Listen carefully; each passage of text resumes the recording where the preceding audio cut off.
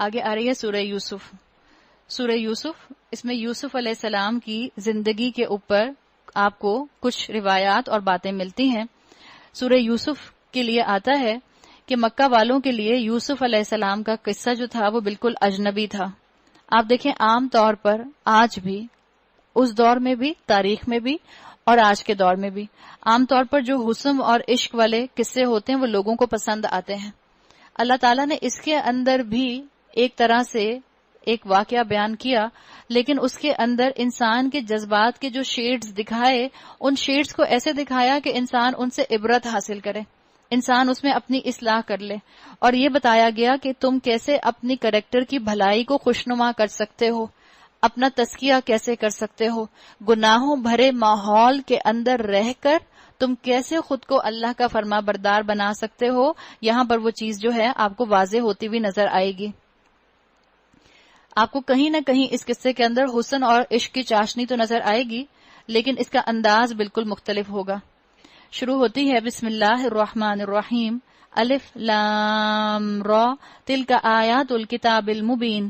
الف لام را، یہ اس کتاب کی آیات ہیں جو اپنا مدعا صاف صاف بیان کرتی ہیں. اللہ نے اس کتاب کو کتاب مبین کہا ہے. جو لوگ کہیں قرآن پڑھنا بہت مشکل ہے، جو لوگ کہیں عربی سمجھنا بہت مشکل ہے، وہ اس آیت کو نکال کر پڑھ لیں. تلک آیات الکتاب المبین، یہ واضح کتاب کی آیات ہے، کھلی روشن. مبین کہتے ہیں روشن، جو بالکل از خود روشن ہو، سیلف انلائٹنڈ ہو، جو جن کو دیکھ کر پتا چل جائے کہ اچھا ان کے اندر یہ خبر ہے، ان کے اندر یہ عمل کی بات ہے. انا انزلناہ قرآنا عربیا لعلکم تعقلون، ہم نے اسے نازل کیا ہے قرآن بنا کر عربی زبان میں تاکہ تم اس کو اچھی طرح سمجھ سکو. تو کیا صرف عرب والوں سے بات کی جا رہی ہے یا تمام انسانیت سے بات کی جا رہی ہے؟ کیا قرآن صرف عربوں کے لیے آیا تھا اور آپ کی اور میرے لیے ٹرانسلیشن آئی ہے، یا قرآن پوری انسانیت کے لیے آیا ہے؟ قرآن پوری انسانیت کے لیے آیا ہے. یاد رکھیے قرآن کی آیات کا کسی حد تک مفہوم ٹرانسلیٹریٹ کیا جا سکتا ہے، قرآن کی آیات کا معجزہ ٹرانسلیٹ نہیں کیا جا سکتا. اس لیے قرآن کی زبان کو سمجھنے کے لیے قرآن کی عربی سمجھنا بہت ضروری ہے. اور اللہ تعالیٰ نے یہاں یہ بات واضح کر دی کہ اللہ نے قرآن اصل میں عربی قرآن بنایا ہے. اگر تمہیں انڈرسٹینڈنگ چاہیے، اگر تمہیں قرآن پر تدبر کرنا ہے، اگر تمہیں قرآن پر تفکر کرنا ہے، تو عربی قرآن کو سمجھنا. کچھ عرصہ پہلے محسوس ہوا تھا، میرے پاس ایک کاپی آئی تھی کہ اس میں لوگوں نے قرآن کہہ کر پرنٹ ایسا کیا تھا کہ اس میں صرف انگلش ٹرانسلیشن تھی، عربک ٹیکسٹ کو ہٹا دیا تھا.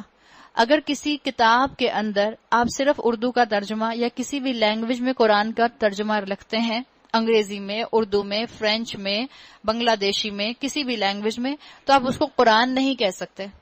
قرآن عربی رسم الخط کے ساتھ قرآن ہے.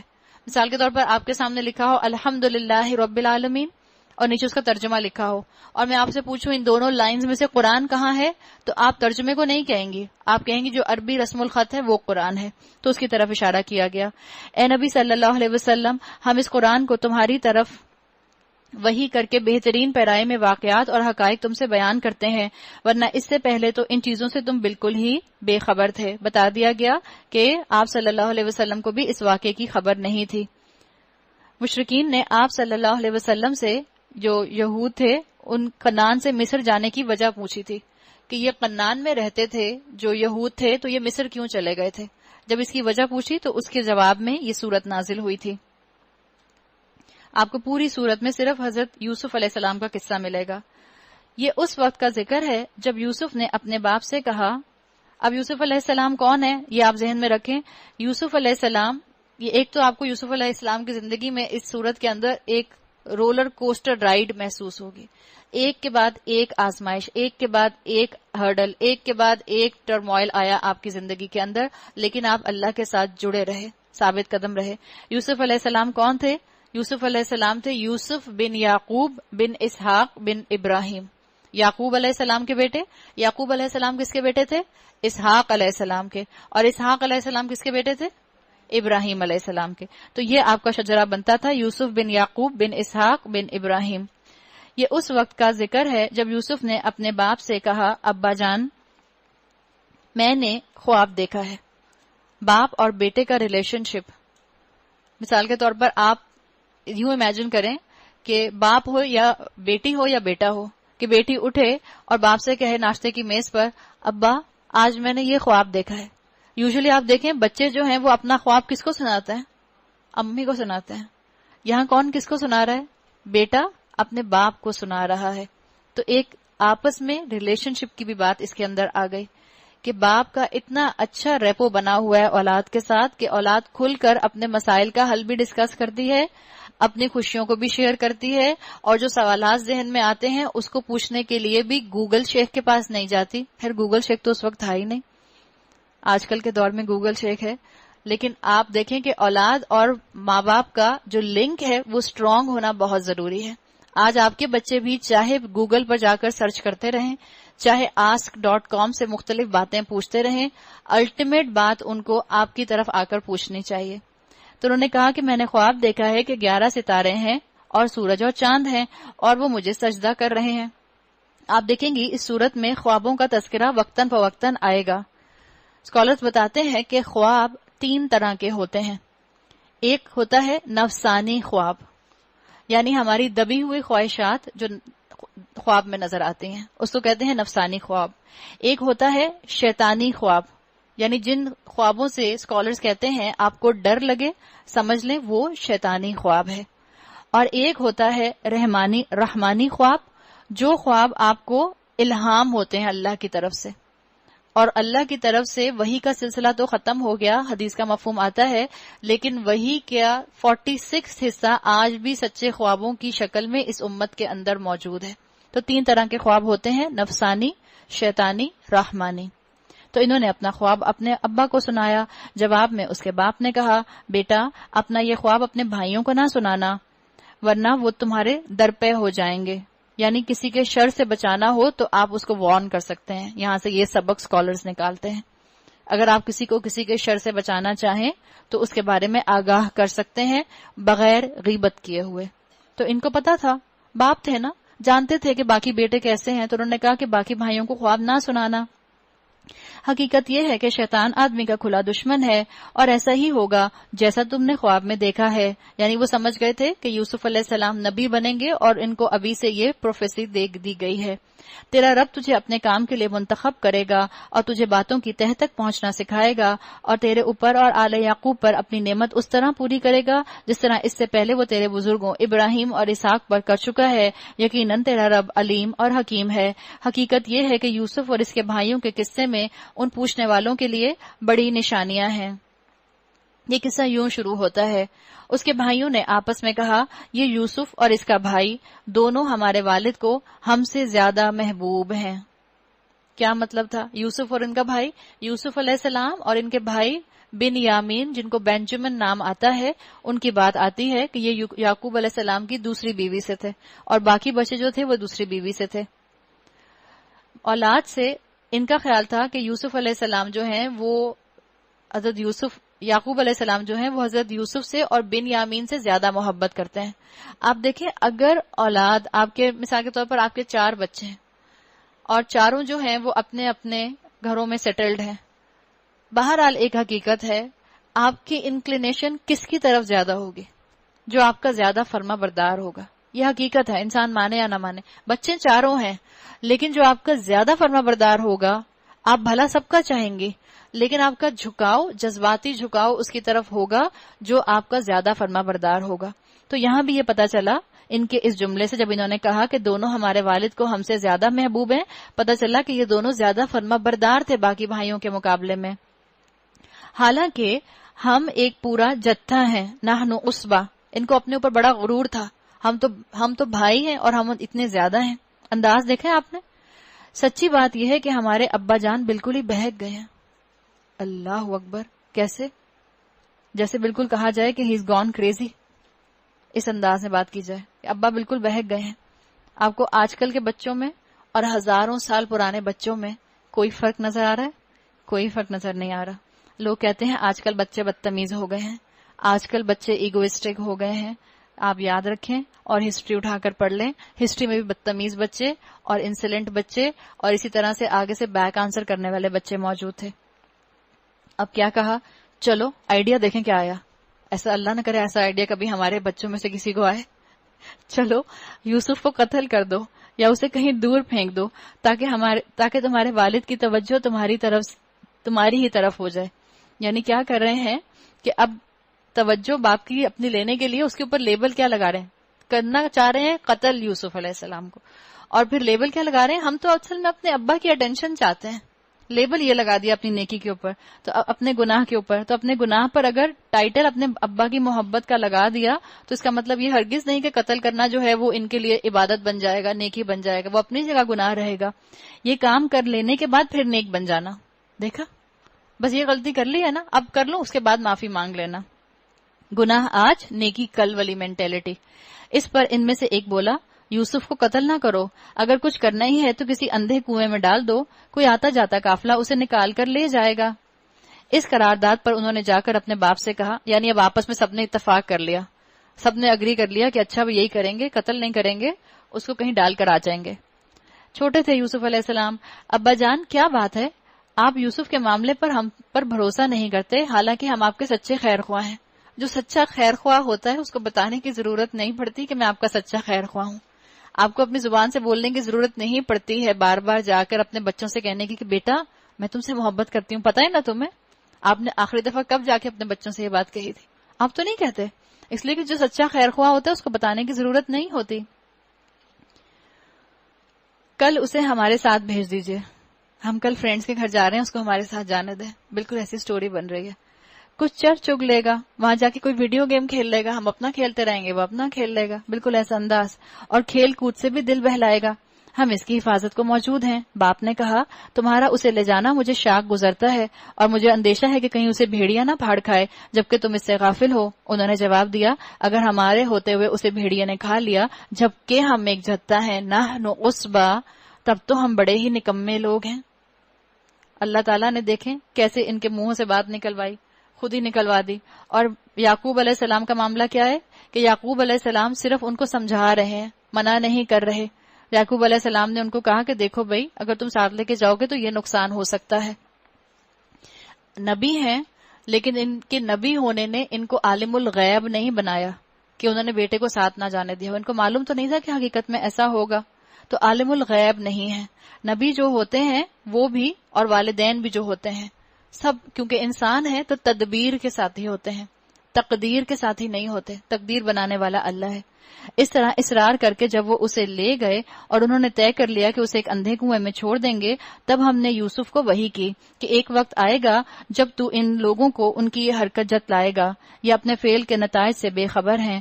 شام کو وہ روتے پیٹتے, اس سے ایک بات اور پتہ چلتی ہے, ہر رونے والا مظلوم نہیں ہوتا. یاد رکھیں, اگر آپ کے دو بچوں میں لڑائی ہو جائے, ایک بچہ روتا ہوا آپ کے پاس آئے تو کبھی مت سمجھیں کہ یقیناً اسی پر ظلم ہوا ہے.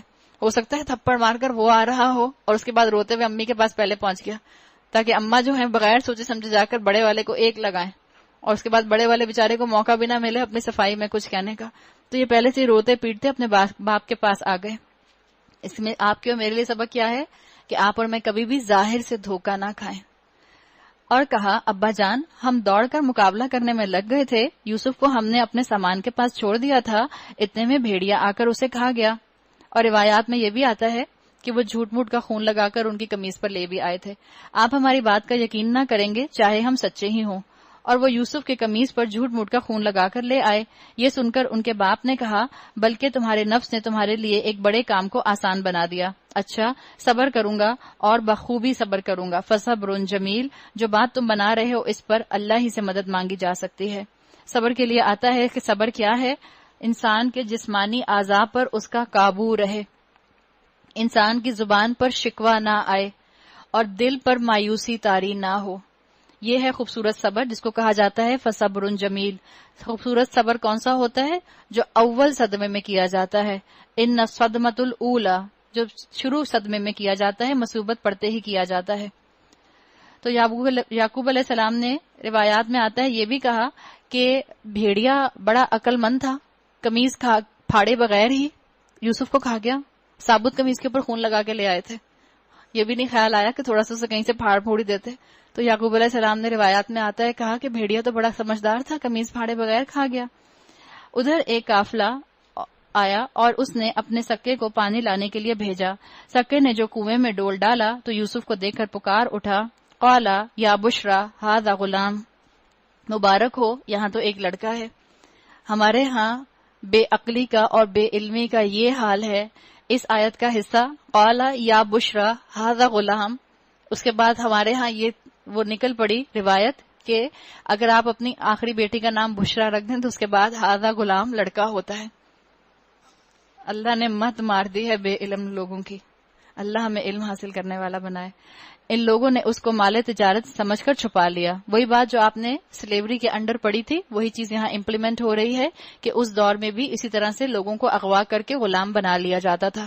ان کو ایک بچہ ملا جو لاوارث تھا تو انہوں نے اس کو چھپا لیا مال تجارت سمجھ کے, حالانکہ جو کچھ وہ کر رہے تھے اللہ اس سے باخبر تھا. آخرکار انہوں نے تھوڑی سی قیمت پر چند درہموں کے عوض اسے بیچ ڈالا اور وہ اس کی قیمت کے معاملے میں کچھ زیادہ کے امیدوار نہ تھے. یعنی اب کیا ہوا, یوسف علیہ السلام کا ایک دور تو مکمل ہوا. یوسف علیہ السلام کو نبی کی گود سے, نبی باپ کی گود سے, پاکیزہ ماحول سے نکال کر مصر جیسے پرورٹڈ معاشرے کے اندر پہنچایا جا رہا ہے. ایک دور ختم ہوا, آپ کو وہاں سے لوگوں نے مال تجارت سمجھ کر اٹھا لیا اور بازار میں لا کر غلام بنا کر بیچ دیا. اللہ تعالیٰ نے کیوں یوسف علیہ السلام کو مصر میں لا کر رکھا؟ اسکالرز کہتے ہیں اس لیے کہ اللہ تعالیٰ نے آپ کو ایسے ماحول میں رکھا جس معاشرے کی برائیاں آپ کے سامنے آ جائیں, تاکہ کل کو جب آپ نے ان لوگوں میں تبلیغ کرنی تھی تو آپ کو ان کی برائیوں کا علم ہوتا اور آپ ان کے اندر ان کی ان برائیوں کو پن پوائنٹ کر سکتے. مصر کے لیے آتا ہے کہ اس دور میں مصر میں ترقی اور علم فنون جو تھا وہ اپنے عروج پر تھا اور یہاں پر علم کے مواقع بھی بہت زیادہ تھے. تو اللہ تعالیٰ یوسف علیہ السلام کو یہاں لے آیا تاکہ ان کی ٹریننگ ہو, تاکہ ان کا ایکسپوجر ہو, اور فائنلی ان کو تبلیغ بھی انہی لوگوں کی کرنی تھی. یہاں سے ایک چیز اور اسکالرز کہتے ہیں, اور وہ کہتے ہیں کہ بچے ماں باپ کے ساتھ رہتے ہیں تو ان میں طاقت اور اسٹرینتھ نہیں آ پاتی. یعنی آپ کے بچے بھی تھوڑے بڑے ہوتے ہیں تو پڑھنے کے لیے باہر چلے جاتے ہیں, اور آپ دیکھیں کہ اپنے گھر میں جب رہتے ہوتے ہیں یہاں پر تو گاڑی میں اکٹھے جاتے ہیں, اکٹھے واپس آتے ہیں. اکیلے آپ ان کو مارکیٹ نہیں بھیجتی, پیدل آپ ان کو مسجد نہیں بھیجتی ہیں, اور یہاں پر آپ ان کو اکیلے مال نہیں بھیجتی ہیں. اپنا کام کچھ خود کرتے نہیں ہیں, پانی کا گلاس اٹھ کر پیتے نہیں ہیں, اپنی کوئی چیز چاہیے ہو تو فریج سے اٹھ کر نکالتے نہیں ہیں, اوپر سے آواز لگاتے ہیں, نیچے تک میڈ کو آواز آتی ہے اور پھر میڈ چل کر جاتی ہے بھاگتے ہوئے سامان لے کر. اور جب باہر پڑھنے جاتے ہیں تو آملیٹ بنانی آئے یا انڈا فرائی کرنا آئے, جو بھی کرنا ہوتا ہے خود ہی کرنا ہوتا ہے. چاہے اپنا واش روم دھونا ہو یا اپنے جو ہے ان کو خود سے لانڈری کرنی ہو, سب کچھ خود ہی کرنا ہوتا ہے. تو انڈیپینڈنٹ ہو جاتے ہیں. تو اللہ تعالیٰ نے یہاں پر یوسف علیہ السلام کو ایک پروٹیکٹڈ ماحول سے نکال کر ایک ایسے معاشرے کی طرف بھیجا جہاں پر جا کر ان کے اندر ان کی خوبیاں اور نکھر سکتی تھیں, ان میں خود اعتمادی آ سکتی تھی اور وہ اپنی زندگی کو اور اچھے طریقے سے ہینڈل کر سکتے تھے. مصر کے جس شخص نے اسے خریدا اس نے اپنی بیوی سے کہا اس کو اچھی طرح رکھنا, بعید نہیں کہ یہ ہمارے لیے مفید ثابت ہو یا ہم اسے بیٹا ہی بنا لیں. آپ دیکھیں یہاں پر پتہ چلتا ہے جو قرآن کی آیات آپ پڑھیں گی, ابھی ٹائم اتنا کم ہے, اگر میں قرآن کی آیات پڑھوں گی تو ٹائم اور تیزی سے نکلے گا. قرآن کی آیات سے پتہ چلتا ہے کہ جس شخص نے ان کو خریدا وہ ایک اچھا کھاتے پیتے گھرانے کا شخص تھا, ایلیٹ کلاس کا تھا, پیسے والا تھا, اور یہ بھی پتہ چلتا ہے روایات سے کہ وہ بے اولاد تھا. اور روایات میں یہ بات بھی آتی ہے کہ یہ جو عزیز مصر تھا یہ ذرا بڑی عمر کا تھا اور اس کے مقابلے میں اس کی بیوی کافی ینگ تھی. تو اس نے, اور یہ بھی چیز روایات میں ملتی ہے کہ جب یہ یوسف علیہ السلام کو راستے میں لے کر آ رہا تھا تو اس نے اس بچے کے اندر کچھ ایکسٹرا آرڈینری کوالٹیز دیکھیں اور اس کو محسوس ہوا کہ یہ نارمل بچہ نہیں ہے, اس کے اندر کچھ زیادہ عقل, کچھ زیادہ میچورٹی ہے. اسی لیے اس نے اپنے بیٹا بنانے کی یوسف علیہ السلام کو بات کی اور صرف غلام بنا کر نہیں رکھا بلکہ اپ گریڈ کیا کہ ہم اسے بیٹا بنا کر رکھیں گے. اور روایات بتاتی ہیں کہ اس نے یوسف علیہ السلام کو ان کا کمرہ بھی, پرائیویٹ کمرہ بھی دے دیا جس میں ان کا اپنا بستر بھی تھا. یعنی اتنی اچھی طرح رکھنے کا اس نے اپنی بیوی کو ان سے کہا کہ ان کو آنر کرے. اس طرح ہم نے یوسف کے لیے اس سرزمین میں قدم جمانے کی صورت نکالی اور اسے معاملہ فہمی کی تعلیم دینے کا انتظام کیا. اللہ اپنا کام کر کے رہتا ہے مگر اکثر لوگ نہیں جانتے. اور جب وہ اپنی پوری جوانی کو پہنچا, یعنی اپنے مینہوڈ کو پہنچے, تو ہم نے اسے قوت فیصلہ اور علم عطا کیا. اس طرح ہم نیک لوگوں کو جزا دیتے ہیں. اللہ نے نبی کی گود سے فتنے کے ماحول میں بھیج دیا. جس عورت کے گھر میں وہ تھا وہ اس پر ڈورے ڈالنے لگی. آپ عربی پڑھیں تو آپ کو جو الفاظ ملتے ہیں وہ آتے ہیں وراودت التی. راودا عربی زبان میں آتا ہے، استعمال ہوتا ہے سلولی کوئی کام کرنے کے لیے، گریجولی کوئی کام کرنے کے لیے. تو یہ اسکالرز بتاتے ہیں کہ جو راودہ یہاں پر آیا ہے اس سے مراد یہ ہے کہ کوئی ایک دفعہ نہیں اس نے اٹیمپٹ کیا، ایک دفعہ سیڈیوس نہیں کیا، بلکہ مختلف ٹائمنگ کے اوپر وہ سیڈیوس کرتی رہی، مختلف ٹائمنگز پر جو ہے وہ ٹرک کرتی رہی، ان کو اپنی طرف اٹریکٹ کراتی رہی.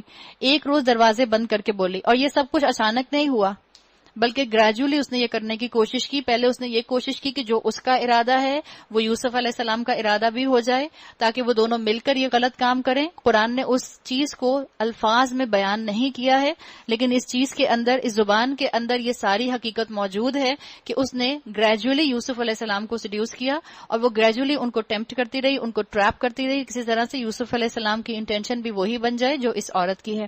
اور ایک دن اس نے یہ کیا کہ سارے دروازے بند کیے، اور اس کے بعد اس نے کہا ہائی تلک.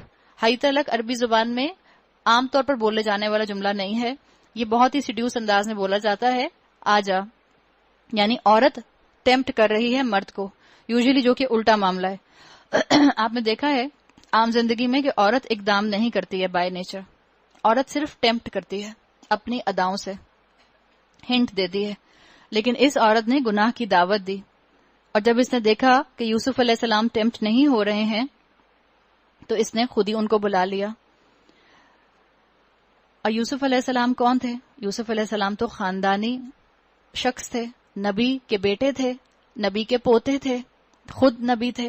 یوسف علیہ السلام نے کہا اللہ کی پناہ، میرے رب نے تو مجھے اچھی منزلت بخشی اور میں یہ کام کروں، ایسے ظالم کبھی فلاح نہیں پایا کرتے. یہاں پر ایک سبق اور بھی ہے. جتنا بھی یہاں پر ینگ کراؤڈ بیٹھا ہے، ینگ کراؤڈ کیا، ہم سب کو بھی اس کی ضرورت پڑتی ہے، اس لیے کہ جس فتنے کے ماحول میں آپ اور میں رہتے ہیں، اس فتنے کے ماحول میں بھی ایسی آزمائشیں ہم پر آتی رہتی ہیں. یہ جو انداز ہے نا کہ عورت اقدام نہیں کرتی ہے، لڑکوں کے لیے بھی سبق ہے، لڑکیوں کے لیے بھی. ہم کیونکہ یہاں لڑکے نہیں بیٹھے تو ہم لڑکوں کے اینگل سے بات نہیں کر سکتے، لیکن آپ اپنے بیٹوں کو ضرور سمجھا سکتے ہیں. مثال کے طور پر آپ کا بیٹا کسی بھی جگہ ٹیمپٹ ہو رہا ہے، اسکول میں، یونیورسٹی میں، ورک پلیس پر، مال کے اندر، کسی جگہ پر، کسی پارک میں، کسی جگہ پر، آپ کو اس کو پہلے سے اس چیز کے لیے مینٹلی تیار کرنا ہے. جب سچویشن آئے گی، جب اس کو کیا پتا کہ اس نے اپنے آپ کو کس طرح سے اس کے اندر جو ہے وہ رسپونڈ کرنا ہے. جس طرح آپ مثال کے طور پر آپ کو کوئی فیس بک پر ریکویسٹ بھیج دیتا ہے، آپ اپنے بیٹوں کو بھی یہ بات سمجھا سکتی ہیں، میں بیٹیوں کے اینگل سے بات کر رہی ہوں. آپ کو فیس بک پر کوئی ریکویسٹ بھیج دیتا ہے جو کوئی نامحرم، اور وہ آپ سے کہتا ہے کہ مجھے آپ سے جو ہے وہ فرینڈ شپ کرنی ہے، آپ مجھے اپنے کانٹیکٹ لسٹ میں ایڈ کر لیں. تو کیا ہم زیادہ تر خواتین کیا کرتی ہیں، زیادہ تر بچیاں کیا کرتی ہیں؟ No brother, we don't want this. اس کے کہنے کی بھی ضرورت نہیں ہے، اس لیے کہ جو کہنا ہے یہ بھی ٹائم کو استعمال کرنا ہے اس نامحرم سے گفتگو کرنے میں. اس کو بھی اگنور کر دیں، ایسے کمنٹس کو اگنور کر دیں. یہ کہنے کی بھی ضرورت نہیں ہے میں بات نہیں کرنا چاہتی، اگنور. جب آپ کے پاس رانگ نمبر آتے تھے تب اس کے اوپر آپ لمبی لمبی کہانیاں تھوڑی سناتے تھے، آپ سمپلی کیا کرتے تھے؟ فون بند کر دیتے تھے. اب اگر آپ کو فرینڈ ریکویسٹ آ رہی ہے تو اس میں آپ کو ایک پولائٹ سے جملہ لکھنے کی ضرورت نہیں ہے، نہیں میرے پاس ٹائم نہیں ہے، میں نہیں کر سکتی، نہیں، you know it's not allowed in Islam. اب اتنی بحث کرنے کی ضرورت ہے کہ 2 جملے وہ آپ کو اور لکھ کے بھیجے، اس کے بعد پھر آپ 2 جملوں کا اور جواب دیں، پھر آپ کی طرف سے ایک اور جملہ جائے، تو کیا ہوا؟ شیطان نے تو ٹریپ کر لیا. تو بہتر ہے کہ اپنے آپ کو اس طرح کی کسی بھی طرح کے کمنٹس میں اور جواب دینے میں انوالو نہ کریں. تو اس عورت نے کیا کیا کہ اس نے اقدام کیا، وہ اس کی طرف بڑھی، یوسف بھی اس کی طرف بڑھتا. اگر اپنے رب کی برہان نہ دیکھ لیتا، ایسا ہوا تاکہ ہم اس سے بدی اور بے حیائی کو دور کر دیں. در حقیقت وہ ہمارے چنے ہوئے بندوں میں سے تھا. یعنی ایکسٹرا میرٹل افیئر کے لیے تلی بیٹھی تھی یہ عورت، شوہر والی ہوتے ہوئے بھی آپ دیکھیں کیا کر رہی ہے. یہ بالکل وہی انداز ہے کہ اس نے اپنی محبت کا استعمال غلط جگہ پہ کیا. اپنے شوہر سے محبت کا استعمال کرتی تو بالکل ٹھیک، عین عبادت. ایک غلام سے کر رہی ہے یا اس لڑکے سے کر رہی ہے جس کو اس کے شوہر نے اپنے گھر میں پناہ دی ہوئی ہے، بالکل غلط. آپ کے شوہر آپ سے محبت کا اظہار کرتے ہیں، عین عبادت. آپ کے شوہر اپنی سیکرٹری سے محبت کا اظہار کرنے لگ جائیں تو عین گناہ. تو اللہ تعالیٰ نے یہاں واضح کر دیا کہ تو عین گناہ کرنے بیٹھی ہوئی تھی. آخرکار یوسف اور وہ آگے پیچھے دروازے کی طرف بھاگے اور اس نے پیچھے سے یوسف کا قمیض کھینچ کر پھاڑ دیا. دروازے پر دونوں نے اس کے شوہر کو موجود پایا. اب دیکھیں کیا سچویشن بن گئی ہے.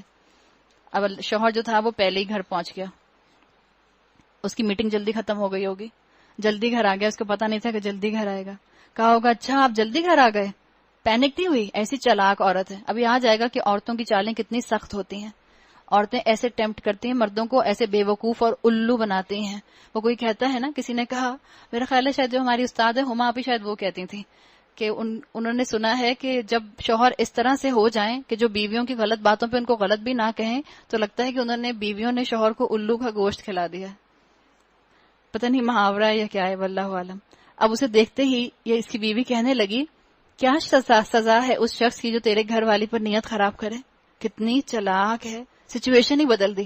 پورے کا پورا اس نے معاملہ ہی پلٹ دیا. یہ ہے عورت کی ٹرک. اور اس کو یہ بھی دیکھ لیں آپ کہ یہی فرق ہے لو اور لسٹ کے اندر. اگر محبت ہوتی اس کو تو کبھی ایسی بات نہ کرتی. لسٹ تھی نا اس کے اندر، صرف یوسف علیہ السلام کو حاصل کرنے کی. آج ہمارے ملک کی بچیاں، ہماری امت کی بچیاں، ہماری مسلمان بچیاں بھی لو اور لسٹ کا فرق نہیں سمجھ پا رہی. آج میجورٹی لڑکے ان کو بے وقوف بناتے ہیں لسٹ کی وجہ سے. اس چیز کو پہچاننے کی ضرورت ہے، اور اگر بچیوں کو کوئی چیز اس چیز سے دور رکھ سکتی ہے تو وہ اللہ کی کتاب قرآن ہے. تو اس نے کہا کہ اس کی سزا اور کیا ہو سکتی ہے کہ وہ قید کیا جائے یا اسے سخت عذاب دیا جائے. یوسف علیہ السلام نے کہا یہ مجھے پھانسنے کی کوشش کر رہی تھی. یعنی جب کوئی آپ پر غلط الزام لگائے تو اس کا مطلب ہے کہ آپ اپنے آپ کو جسٹیفائی کر سکتے ہیں. یہ بات یہاں کہہ دی گئی. یوسف علیہ السلام نے اپنی سچائی پیش کر دی. اس عورت نے کہ اپنے کنبے والوں میں سے ایک شخص نے کرینے کی شہادت پیش کی کہ اگر یوسف کا قمیص آگے سے پھٹا ہو تو عورت سچی ہے اور یہ جھوٹا، اور اگر اس کا قمیص پیچھے سے پھٹا ہو تو عورت جھوٹی ہے اور یہ سچا. جب شوہر نے دیکھا کہ یوسف کا قمیص پیچھے سے پھٹا ہوا ہے تو اس نے کہا یہ تم عورتوں کی چالاکیاں ہیں. بس اتنے آرام سے کہہ کے رہ گیا، یہ تم عورتوں کی چالاکیاں ہیں. واقعی بڑے غضب کی ہوتی ہیں تمہاری چالیں. عورتوں کے بارے میں یہ عزیز مصر کا قول ہے. یہ غلط فہمی نہ ہو آپ کو کہ یہ نعوذ باللہ اللہ تعالیٰ نے عورتوں کے لیے کہا ہے. اللہ تعالیٰ نے نہیں کہا. یہ عزیز مصر کا قول ہے کہ واقعی بڑے غضب کی ہوتی ہیں تمہارے چالیں. یعنی اس سے یہ بھی پتہ چلتا ہے کہ اسے غصہ نہیں آ رہا، ڈانٹ نہیں رہا، پریشان نہیں ہو رہا کہ کس طرح کی حرکتیں ہو رہی ہیں گھر کے اندر. اس کا مطلب ہے یہ وہ معاشرہ تھا جس میں ایکسٹرا میریٹل افیئرز جو تھے وہ عام تھے. اور کیا کہا اس نے، یوسف اس معاملے سے درگزر کرو، چلو جی معاملہ رفع دفع کرو، کوئی بات نہیں. یوسف اعرض عن ھذا. اور اے عورت اپنی بیوی سے کیا کہہ رہا ہے، واستغفری لذنبک، اور تم اپنے قصور پہ معافی مانگو، تو ہی اصل میں خطا کار تھی.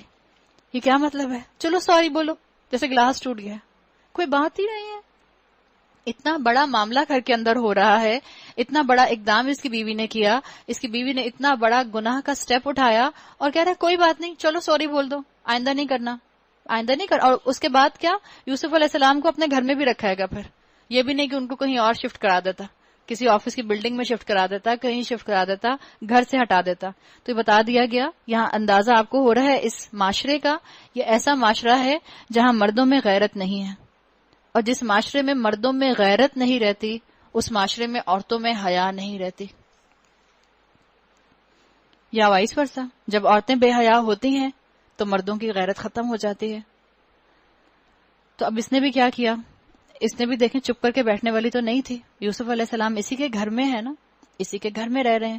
شہر کی عورتیں آپس میں چرچا کرنے لگیں. اب باتیں باہر تو پھیلی جاتی ہیں کہ عزیز کی بیوی اپنے نوجوان غلام کے پیچھے پڑی ہوئی ہے، محبت نے اس کو بے قابو کر رکھا ہے، ہمارے نزدیک تو وہ سری غلطی کر رہی ہے.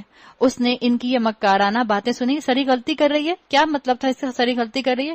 یہ غلطی کر رہی ہے کہ غلام کے پیچھے پڑی ہوئی ہے؟ نہیں، یہ غلطی کر رہی ہے کہ بے وقوف ایک غلام کو نہیں پھنسا سکی. یہ انداز تھا. اس عورت نے، عزیز مصر کی بیوی نے جو ان کی یہ مکارانہ باتیں سنی تو ان کو بلوا بھیج دیا اور ان کے لیے تکیہ دار محفل آراستہ کی اور ضیافت میں ہر ایک کے آگے ایک چھری رکھ دی. شوہر تو بڑا لبرل تھا نا، اپنے اس غلام کو جس کو اس نے بیٹا بنانے کی ٹھانی تھی اپنے ہی گھر میں چھوڑ دیا. اس لیے کہ کیا وجہ تھی، کیونکہ نظر یہ آتا ہے اور روایات یہ واضح کرتی ہیں کہ اس معاشرے کے اندر ایکسٹرا میریٹل افیئر عام تھا. لیو اینڈ لیٹ لیو. جب بیوی کو کرنے دے رہا ہے اس کا مطلب ہے خود کسی اور کی بیوی کے ساتھ اٹیچ رہتا ہوگا. اس کو گھر میں ہی رہ دیا. اس کی بیوی نے ایک گیدرنگ ارینج کی, کافی مارننگ ارینج کی, اپنی فرینڈز کو بلایا اور پھر سب کے آگے ایک چھری رکھ دی. پھر عین اس وقت جب وہ پھل کاٹ کر کھا رہی تھیں, اس نے یوسف کو اشارہ کیا کہ ان کے سامنے نکل آ. جب ان عورتوں کی نگاہ اس پر پڑی تو وہ دنگ رہ گئیں اور اپنے اپنے ہاتھ کاٹ بیٹھیں اور بے ساختہ پکار اٹھیں, حاشا للہ, یہ شخص انسان نہیں ہے. غلطی سے ہاتھ نہیں کاٹے تھے, یہ بات ذہن میں رکھیں. ہمارے ہاں غلط روایات مشہور ہیں کہ ان عورتوں نے اپنے ہاتھ حضرت یوسف کے حسن کی وجہ سے کاٹ لیے تھے. ایسا نہیں تھا. اگر ایسا ہوتا تو ایک دو کے کٹتے. سب نے کاٹے تھے, اس لیے کہ سب نے یہ چاہا تھا کہ ہاتھ کٹیں, خون نکلے اور یوسف علیہ السلام پھر بینڈیج کرنے کے لیے آگے آ جائیں, ان کی مدد کریں. یہ تھا ان کا اخلاقی زوال. کوئی کسر نہیں چھوڑی تھی انہوں نے. یہ تو کوئی بزرگ فرشتہ ہے. عزیز کی بیوی نے کہا, دیکھ لیا, یہ ہے وہ شخص جس کے معاملے میں تم مجھ پر باتیں بناتی تھیں. بے شک میں نے اسے رجھانے کی کوشش کی تھی مگر یہ بچ نکلا. تو یہاں بتا دیا گیا کہ عورتیں اگر ان کی جو ہے وہ مینٹلی اور سوشلی فزیکلی ان کو ریلیکس نہ رکھا جائے تو وہ عورتیں اس طرح کے گناہوں میں انوالو ہوتی ہیں. آپ یاد رکھیں, ان کے شوہر یقیناً ان کی ضروریات پوری نہیں کرتے ہوں گے.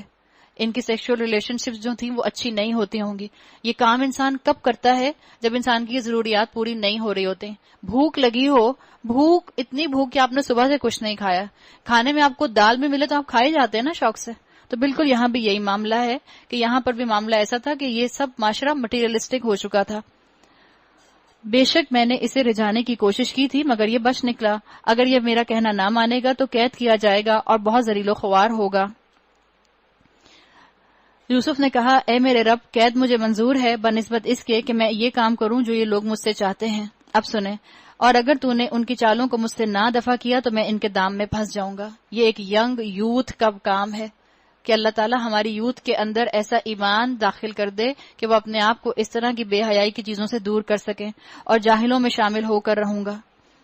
اس کے رب نے اس کی دعا قبول کی اور ان عورتوں کی چالیں اس سے دفع کر دیں. بے شک وہی ہے جو سب کی سنتا اور سب کو جانتا ہے. پھر ان لوگوں کو یہ سوجی کہ ایک مدت کے لیے اسے قید کر دیں, حالانکہ وہ اس کی پاپ دامنی اور خود اپنی عورتوں کے برے اطوار کی صریح نشانیاں دیکھ چکے تھے. تو اب دوسرا دور یوسف علیہ السلام کا شروع ہوگا جب ان کو عزیز مصر نے اپنی بیوی کے کہنے پر قید خانے میں ڈلوا دیا. اللہ تعالیٰ مجھے اور آپ کو اور ہمارے خاندان کے تمام نوجوانوں کو بے حیائی سے بچنے کی توفیق عطا فرمائے اور ہمیں اس ماحول کے فتنے سے اپنے آپ کو محفوظ رکھنے کی توفیق عطا فرمائے. اللہ ہم سب کو ایمان پر قائم رکھے اور اللہ ہمیں جو تاریخ کے واقعات ہیں ان سے بہترین طریقے سے عبرت لینے والا بنائے. بارک اللہ لی ولکم. سورہ یوسف کی ہم نے آیت نمبر 35 تک کر لیا تھا, لیکن میں آیت نمبر 33 سے دوبارہ شروع کر رہی ہوں تاکہ ٹاپک کنٹینیو ہو جائے. سورہ یوسف آیت نمبر 33. قال رب السجن احب الی مما يدعوننی الیہ والا تصرف عنی کیدہن اصب الیہن واکن من الجاہلین. یوسف علیہ السلام نے کہا, اے میرے رب, قید مجھے منظور ہے بنسبت اس کے کہ میں وہ کام کروں جو یہ لوگ مجھ سے چاہتے ہیں, اور اگر تو نے ان کی چالوں کو مجھ سے دفع نہ کیا تو میں ان کے دام میں پھنس جاؤں گا اور جاہلوں میں شمار ہوں گا. یہاں اس مقام کے اوپر اسکالرز کہتے ہیں کہ ایک نبی اللہ سے کہہ رہا ہے کہ اللہ تعالیٰ اگر آپ نے میرے لیے پراپر اقدام نہ کیا تو میں ان کی باتوں میں ٹریپ ہو جاؤں گا, میں جاہلوں کی سی بات کرنے لگ جاؤں گا, یعنی کہ جس ٹریپ میں یہ مجھے پھنسانا چاہ رہے ہیں میں اس میں پھنس جاؤں گا.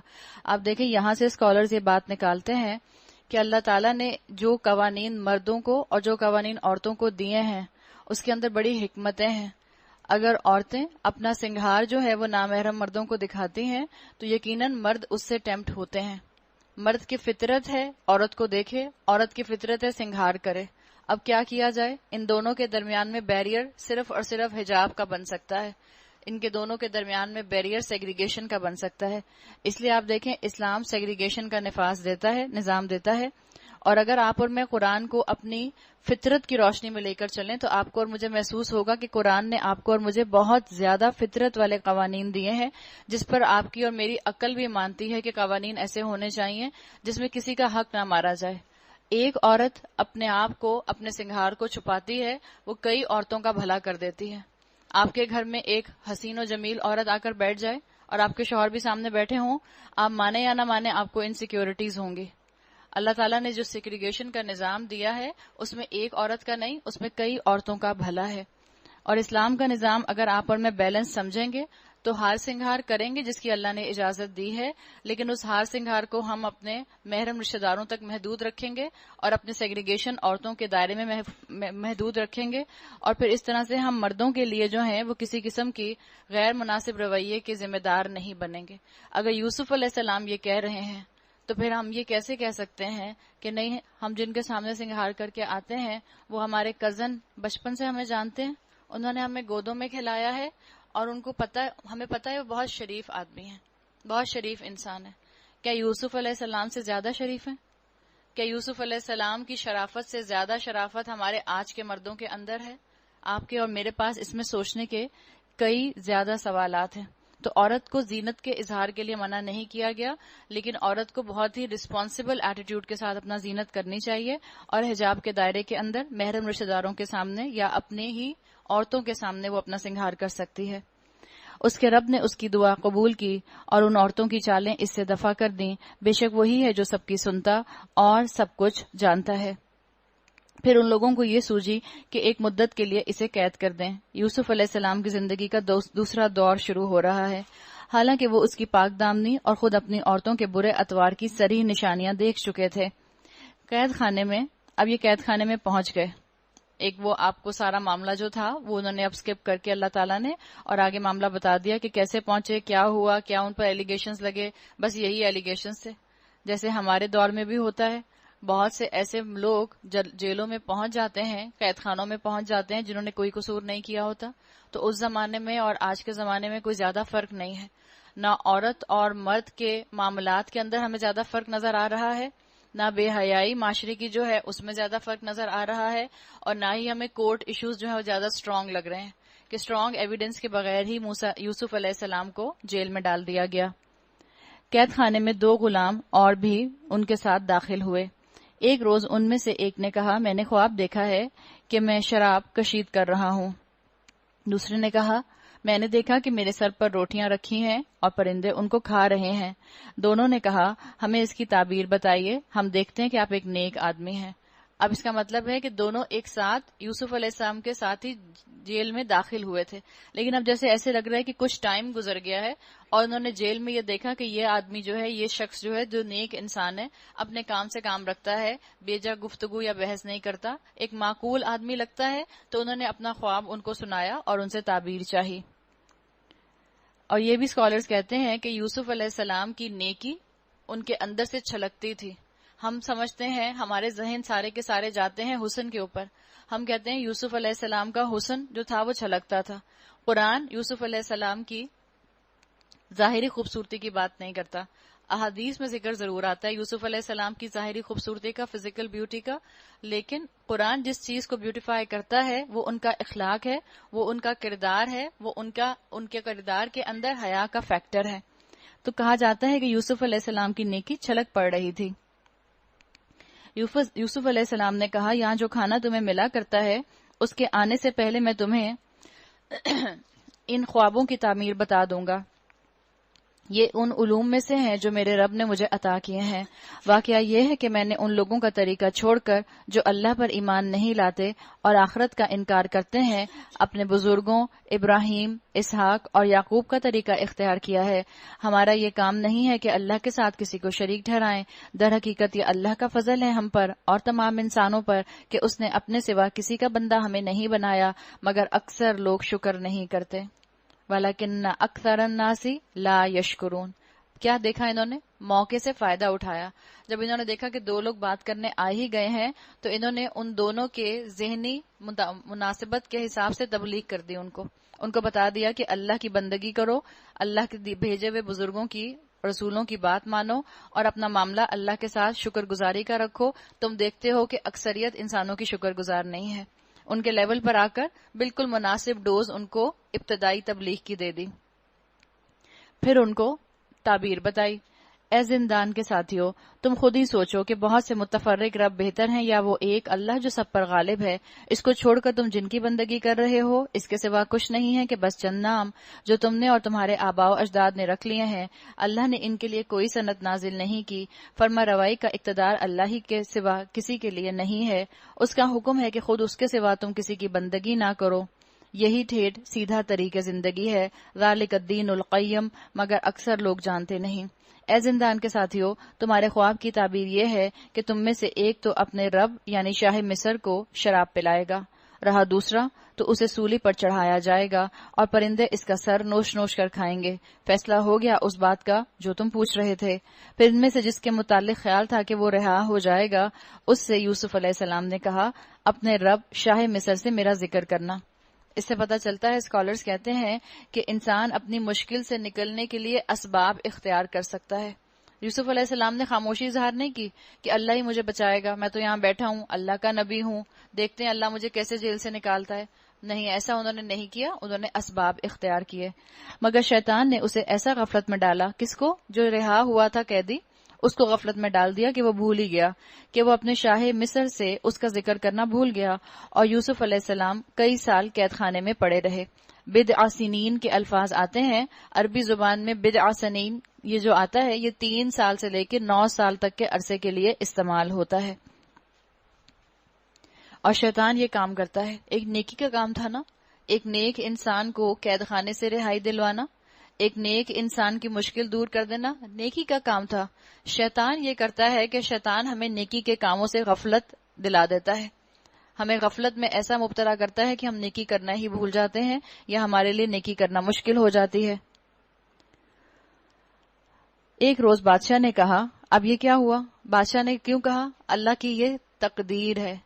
یوسف علیہ السلام نے اپنی تدبیر تو کی تھی کہ اس قیدی سے کہا تھا کہ جب تم شاہ مصر کے پاس جاؤ تو میرا ذکر کرنا، وہ بھول گیا، شیطان نے اس کو بھلا دیا، لیکن اللہ کے ہاں ہر وقت مقرر ہے، اللہ کی تقدیر میں یہ معاملہ تھا کہ یہ اس طرح معاملہ ہوگا اور یوسف علیہ السلام تک پھر سے دوبارہ سے یہ لوگ جو ہیں کانٹیکٹ کریں گے۔ ایک روز بادشاہ نے کہا، میں نے خواب میں دیکھا ہے کہ 7 موٹی گائیں ہیں جن کو 7 دبلی گائیں کھا رہی ہیں، اور اناج کی 7 بالیں ہری ہیں اور 7 سوکھی۔ اے اہل دربار، مجھے اس خواب کی تعبیر بتاؤ اگر تم خوابوں کا مطلب سمجھتے ہو۔ لوگوں نے کہا، اضعاف احلام، یہ تو پریشان خوابوں کی باتیں ہیں اور ہم اس طرح کے خوابوں کا مطلب نہیں جانتے۔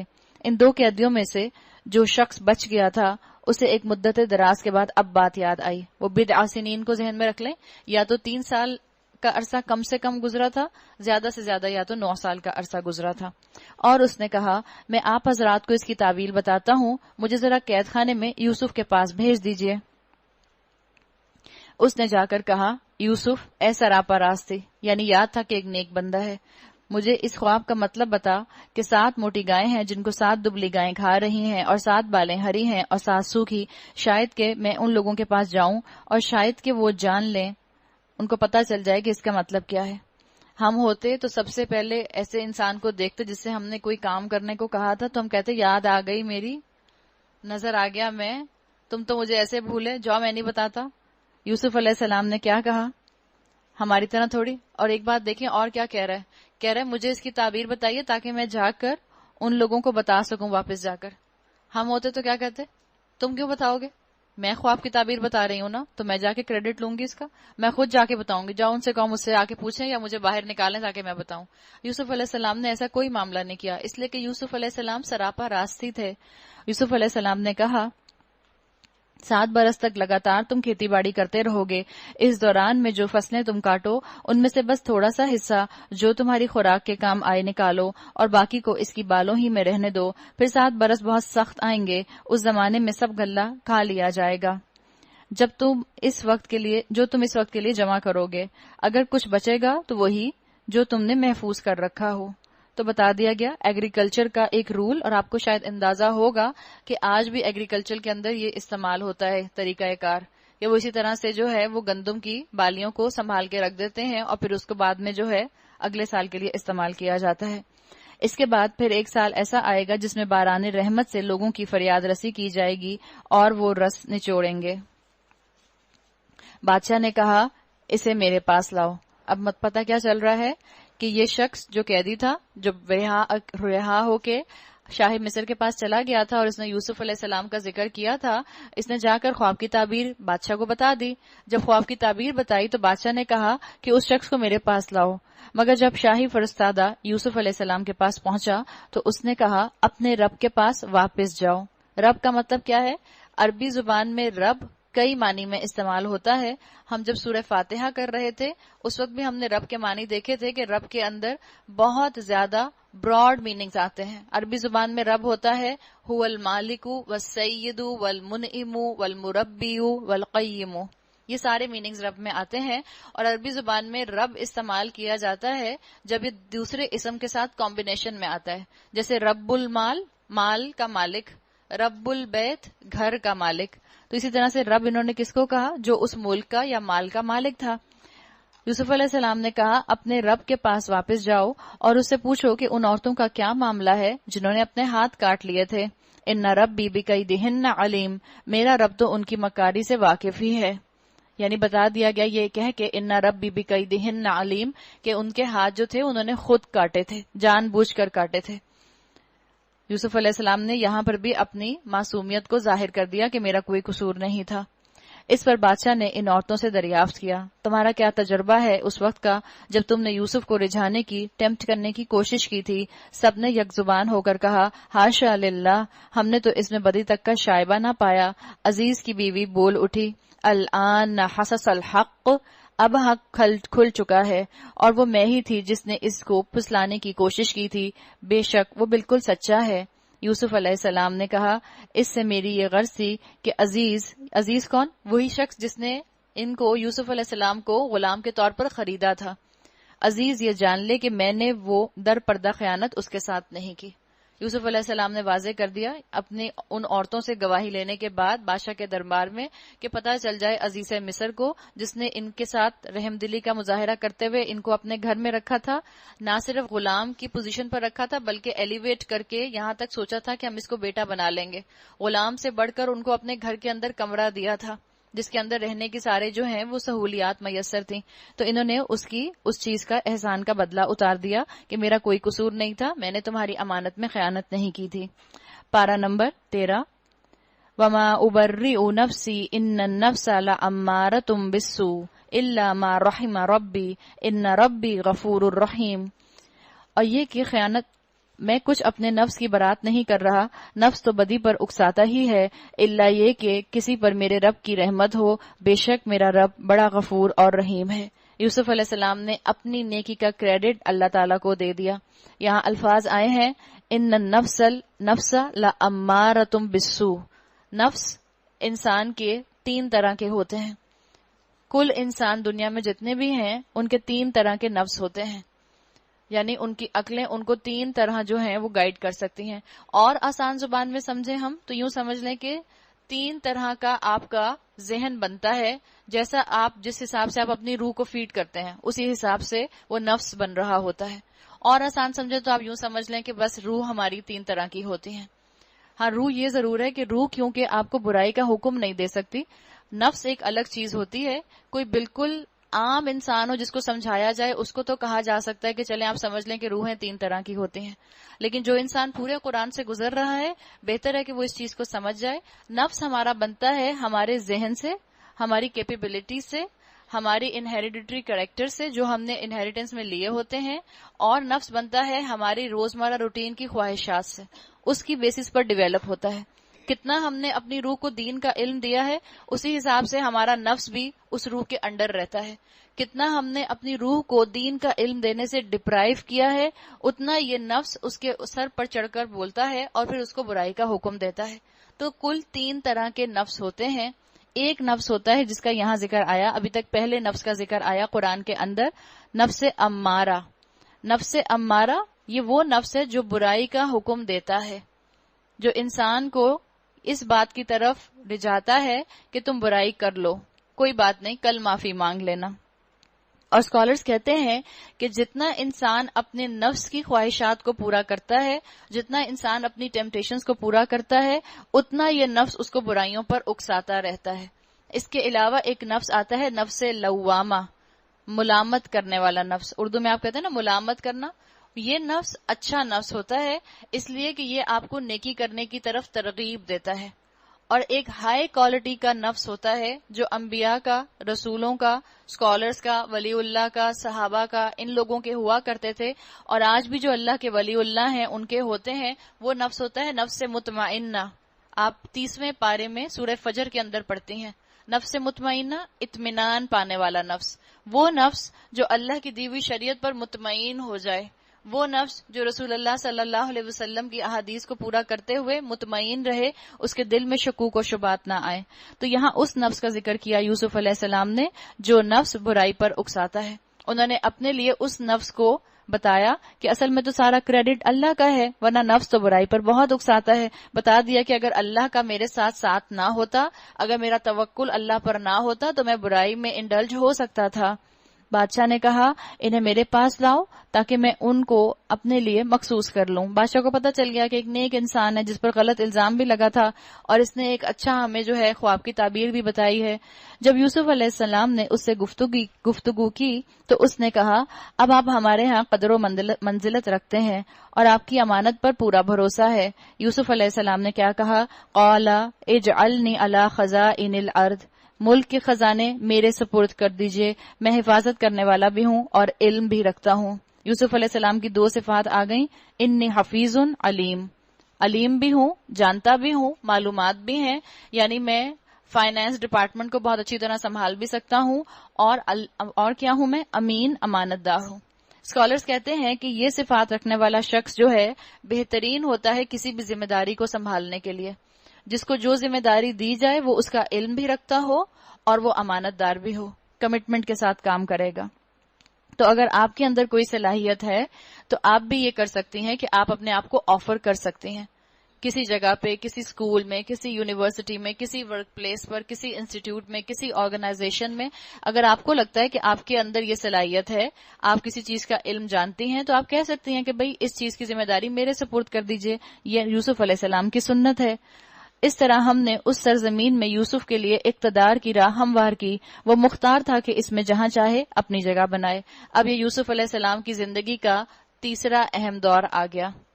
محل سے جیل میں گئے، جیل سے پھر طاقت کا عروج آپ دیکھیں ان کو ملے گا۔ اللہ ہم کو سکھا رہا ہے کہ ان کا کام کیا تھا، یہ ہر حال میں اللہ کے بندے بنے رہے۔ نبی کی گود سے آئے مصر کے پروورٹڈ معاشرے میں، وہاں پر ان کے اوپر آزمائش آئی عزیز مصر کی بیوی کے ہاتھوں، اس کے بعد ان کو جیل میں ڈالا گیا، اور اب تیسرا دور کیا آ رہا ہے کہ جیل سے محل میں آ گئے دوبارہ سے، اور اللہ تعالیٰ نے ان کو اپلفٹ کر دیا۔ آپ اور میں بھی یہ سمجھ لیں کہ حالات جیسے بھی ہوں، آپ کو اور مجھے رب کا شکر گزار، رب کا محسن بن کے رہنا ہے۔ ہم اپنی رحمت سے جس کو چاہتے ہیں نوازتے ہیں، نیک لوگوں کا اجر ہمارا نہیں جاتا، اور آخرت کا اجر ان لوگوں کے لیے زیادہ بہتر ہے جو ایمان لے آئے اور خدا ترسی کے ساتھ کام کرتے رہے۔ یوسف علیہ السلام کو اللہ نے اقتدار دیا تو انہوں نے بہترین طریقے سے اس کو سنبھالا، اپنی خدمات انہوں نے بہترین طریقے سے پیش کی، اور مصر کے فائنانس ڈپارٹمنٹ کو ان کے حوالے کر دیا گیا۔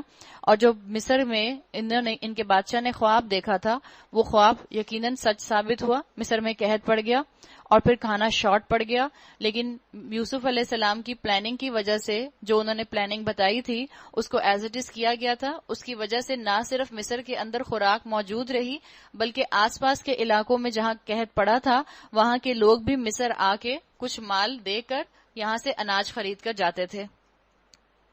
یوسف علیہ السلام کے جو بھائی تھے وہ ابھی تک کنعان میں تھے۔ آپ کو یاد ہوگا ہم نے جب کل سورہ یوسف شروع کی تھی تو ہم نے کہا تھا کہ یہود کے بارے میں مشرکین مکہ نے سوال کیا تھا کہ یہود کنعان سے مصر کیوں گئے تھے، تو اب اس کی وجہ آپ کے سامنے سورہ یوسف میں بتائی جا رہی ہے کہ کیسے یہودی جو تھے وہ کنعان سے اٹھ کر مصر پہنچ گئے تھے۔ یہ وجہ ہوئی تھی، ابھی آگے آپ کو اور اس کی وجہ اور کلیئر ہو جائے گی کہ ابھی جب مصر میں قحط پڑا، آس پاس کے علاقوں میں قحط پڑا، کنعان کے اندر بھی فوڈ شارٹیج ہو گیا، تو وہاں سے ان کے بھائی جو ہیں اناج لینے کے لیے مصر آئے۔ یوسف کے بھائی مصر آئے اور اس کے ہاں حاضر ہوئے، اس نے انہیں پہچان لیا مگر وہ اس سے نا آشنا تھے۔ ہوا یہی تھا کہ یوسف علیہ السلام کی بیسٹ پلاننگ کی وجہ سے، اللہ کی مدد کی وجہ سے مصر میں قحط نہیں پڑا تھا، اور مختلف علاقوں سے لوگ جو تھے وہ یہاں غلہ لینے آتے تھے۔ یوسف علیہ السلام نے اپنا سارا توکل اللہ کی ذات پر رکھا۔ جب ان کو بھائیوں نے کنویں میں پھینک دیا تب بھی اللہ تعالیٰ نے ان کو بتا دیا تھا کہ ایک دن آئے گا کہ تمہارے بھائی تم سے اس بات پر معافی مانگیں گے۔ جب عزیز مصر کی بیوی نے ان کو ٹریپ کیا تب بھی ان کا توکل اللہ پر تھا، انہوں نے کہا تھا کہ مجھے اس کے مقابلے میں قید خانہ زیادہ پسند ہے، اور یہاں بھی ان کا حال یہی رہا۔ پھر جب اس نے ان کا سامان تیار کروا دیا تو چلتے وقت ہوا کیا تھا کہ ان کے بھائی غلہ لینے آ گئے، بھائی نہیں پہچانے، اس لیے کہ روایات میں آتا ہے کہ یوسف علیہ السلام بہت چھوٹے تھے جب بھائیوں نے ان کو کنویں میں ڈال دیا تھا. ہو سکتا ہے 8-10 سال کے ہوں، ہو سکتا ہے 7-8 سال کے ہوں، اور آپ دیکھ لیں کتنا عرصہ گزرا. کچھ عرصے وہ عزیز مصر کے پاس رہے تھے، اور جو جیل میں رہے تھے بدع سنین کا جو معاملہ آتا ہے اس میں 3 سے 9 سال کی بات ہے. تو انسان کے اندر کافی چینجز آ جاتی ہیں. بھائی نہیں پہچان سکے، لیکن کیونکہ بھائی اس وقت بڑے تھے اور یہ چھوٹے تھے، یہ اپنے بھائیوں کو پہچان گئے. جب بھائیوں کا سامان تیار کروا دیا تو چلتے وقت ان سے کہا اپنے سوتیلے بھائی کو میرے پاس لانا، دیکھتے نہیں ہو میں کس طرح پیمانہ بھر کر دیتا ہوں اور کیسا اچھا مہمان نواز ہوں. اگر تم اسے نہیں لاؤ گے تو میرے پاس تمہارے لیے کوئی غلہ نہیں ہے، بلکہ تم میرے قریب بھی نہ پٹکنا. یوسف علیہ السلام نے کہا کہ جب تک اپنے بھائی کو نہیں لاؤ گے میں اس کے حصے کا راشن تمہیں نہیں دوں گا. ایسے لگ رہا ہے کہ پر ہیڈ کے حساب سے یہ لوگوں کو جو تھے وہاں سے اناج دے رہے تھے. انہوں نے کہا ہم کوشش کریں گے اور والد صاحب اسے بھیجنے پر اگر راضی ہو جائے تو ہم دیکھیں گے، ہم ایسا ضرور کریں گے. یوسف علیہ السلام نے اپنے غلاموں کو اشارہ کیا ان لوگوں کے غلے کے عوض جو مال دیا ہے وہ چپکے سے ان کے سامان ہی میں رکھ دو. جو سامان انہوں نے بطور ٹرانزیکشن دیا تھا کہ یہ سامان رکھ لیں اور ہمیں اناج دے دیں، یوسف علیہ السلام نے وہ سامان بھی واپس کر دیا، ان پر احسان کیا. یہ یوسف نے اس امید پر کیا کہ گھر پہنچ کر وہ اپنا واپس پایا ہوا مال پہچان لیں گے یا اس فیاضی پر احسان مند ہوں گے، اور عجب نہیں کہ پھر پلٹیں گے. جب وہ اپنے باپ کے پاس گئے تو کہا ابا جان، آئندہ ہم کو غلہ دینے سے انکار کر دیا گیا ہے، لہٰذا آپ ہمارے بھائی کو ہمارے ساتھ بھیج دیجئے تاکہ ہم غلہ لے آئیں اور اس کی حفاظت کے ہم ذمہ دار ہیں. یعقوب علیہ السلام نے اپنے بیٹوں کو پچھلی غلطی یاد دلائی. کیوں یاد دلائی؟ باپ نے کیا جواب دیا؟ کیا میں اس کے معاملے میں تم پر ویسا ہی بھروسہ کروں جیسا کہ اس سے پہلے اس کے بھائی کے معاملے میں کر چکا ہوں؟ یعقوب علیہ السلام نے اپنے بیٹوں کو غلطی یاد کیوں کرائی؟ اصلاح کے لیے.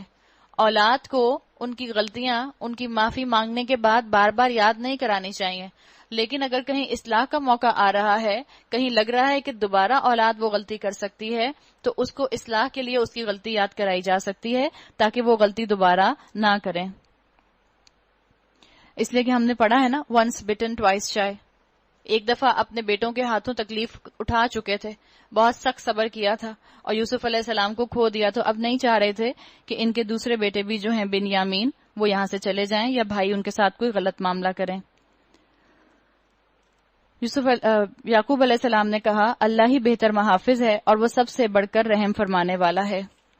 پھر جب انہوں نے اپنا سامان کھولا تو دیکھا کہ ان کا مال بھی انہیں واپس کر دیا گیا ہے. یہ دیکھ کر وہ پکار اٹھے ابا جان اور ہمیں کیا چاہیے، دیکھیے یہ ہمارا مال بھی ہمیں واپس دے دیا گیا ہے، بس ہم جائیں گے اور اپنے اہل و عیال کے لیے رسد لے کر آئیں گے، اپنے بھائی کی بھی حفاظت کریں گے اور ایک بارے شتر یعنی اونٹ اور زیادہ بھی لے آئیں گے، اتنے غلے کا اضافہ آسانی کے ساتھ ہو جائے گا.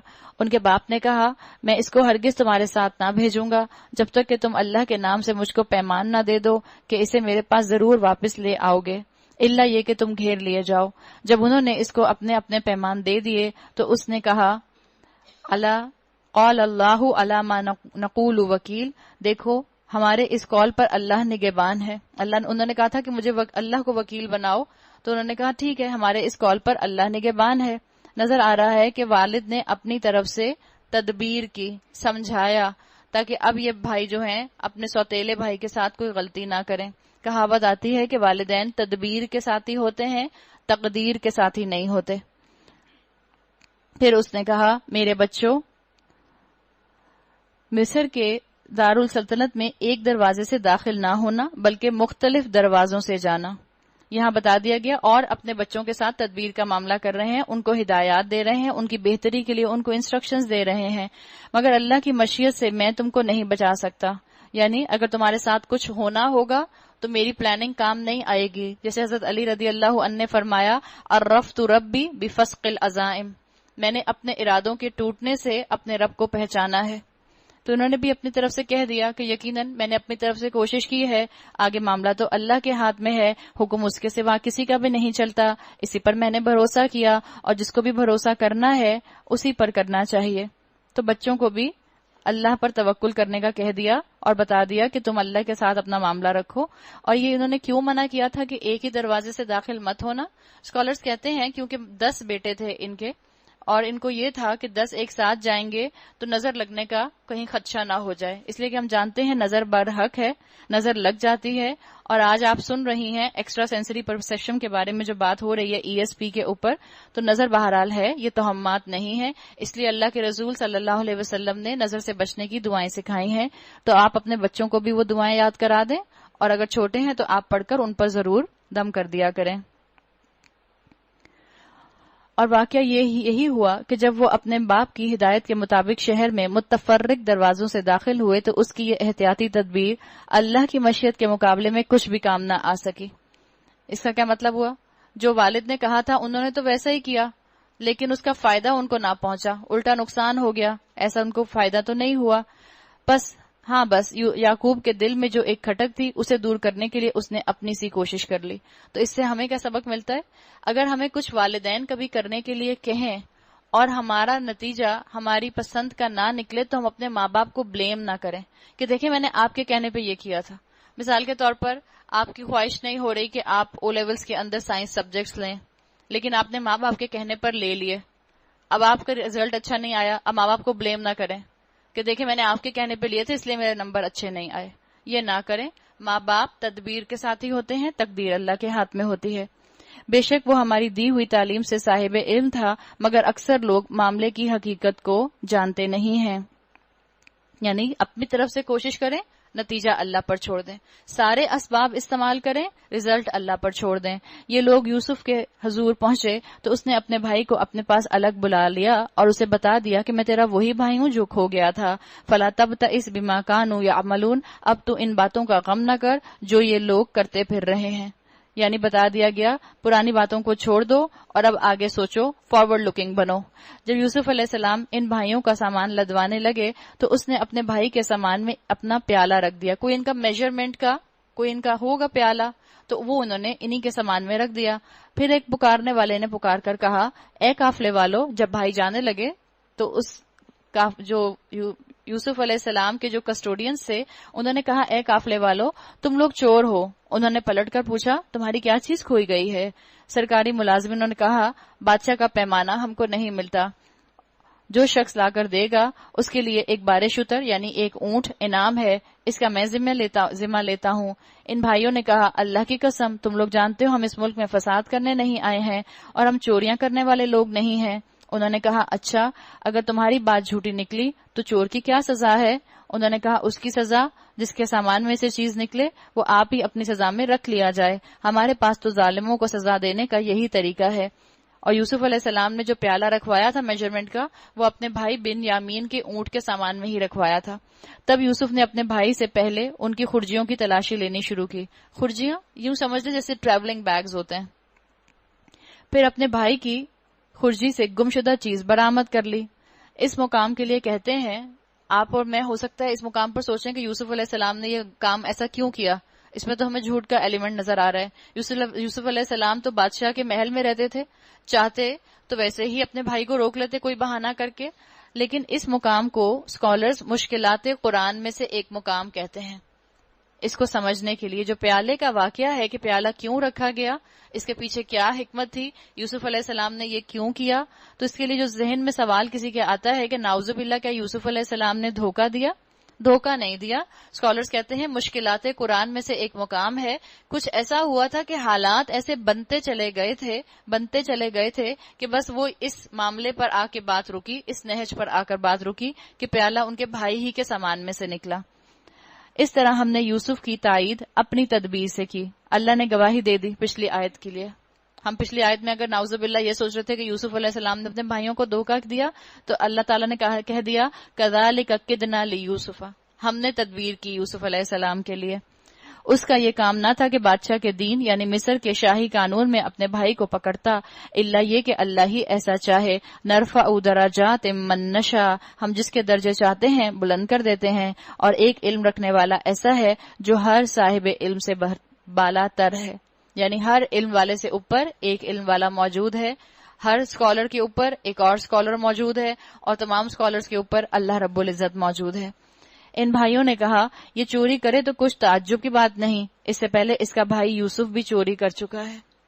غیبت کر رہے ہیں کس کی؟ یوسف علیہ السلام کی، اور سامنے یوسف علیہ السلام ہی کھڑے ہیں، لیکن یوسف علیہ السلام نے صبر کیا. یوسف علیہ السلام ان کی یہ بات سن کر پی گئے، حقیقت ان پر نہ کھولی، بس زیر لب اتنا کہہ دیا انتم شر مکانا واللہ اعلم بما تصفون، بڑے ہی برے لوگ ہو تم، منہ در منہ مجھ پر جو الزام لگا رہے ہو اس کی حقیقت اللہ خوب جانتا ہے. اس سے پتہ چلتا ہے، اس مقام پر اسکالرز کہتے ہیں کہ جو حکمت والے ہوتے ہیں وہ اپنے ذاتی جذبات کو فوراً دوسرے کے سامنے بیان نہیں کر دیتے. جو عقل مند ہوتے ہیں وہ اپنا بدلہ، ذاتی بدلہ دشمن سے نہیں لیتے.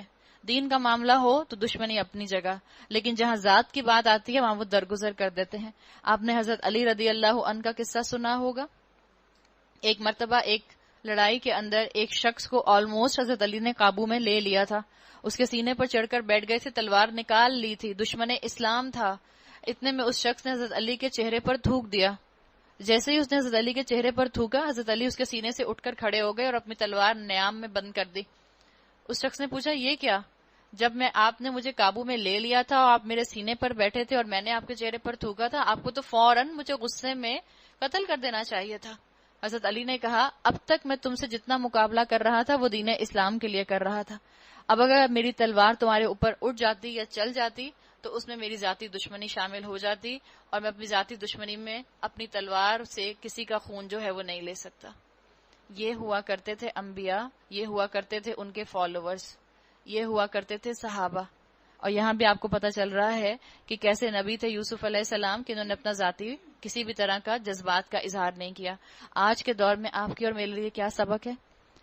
ہم اپنا جو ہمارے جذبات ہوں، جو ہماری فیلنگز ہوں، اگر کسی نے ہمیں ہرٹ کیا ہے، اگر ہم بہت زیادہ خوش ہیں، اگر کسی کی بات ہمیں بری لگی ہے، تو ہم کیا کرتے ہیں؟ سب سے پہلے جا کے فیس بک پر 2-4 لائنوں کا ایک اپنا پوسٹ لگا کے آ جاتے ہیں تاکہ دنیا کو پتہ چل جائے. آپ کے پوسٹ سے پتہ چل جاتا ہے کس دن آپ اداس ہیں، کس دن آپ خوش ہیں، کس دن کسی نے آپ کو تانا دیا ہے، کس دن کس نے آپ کے ساتھ غصہ کیا ہے، کس دن کسی نے آپ کو بلی کیا ہے، کس دن جو ہے آپ بہت زیادہ اترا رہی ہیں.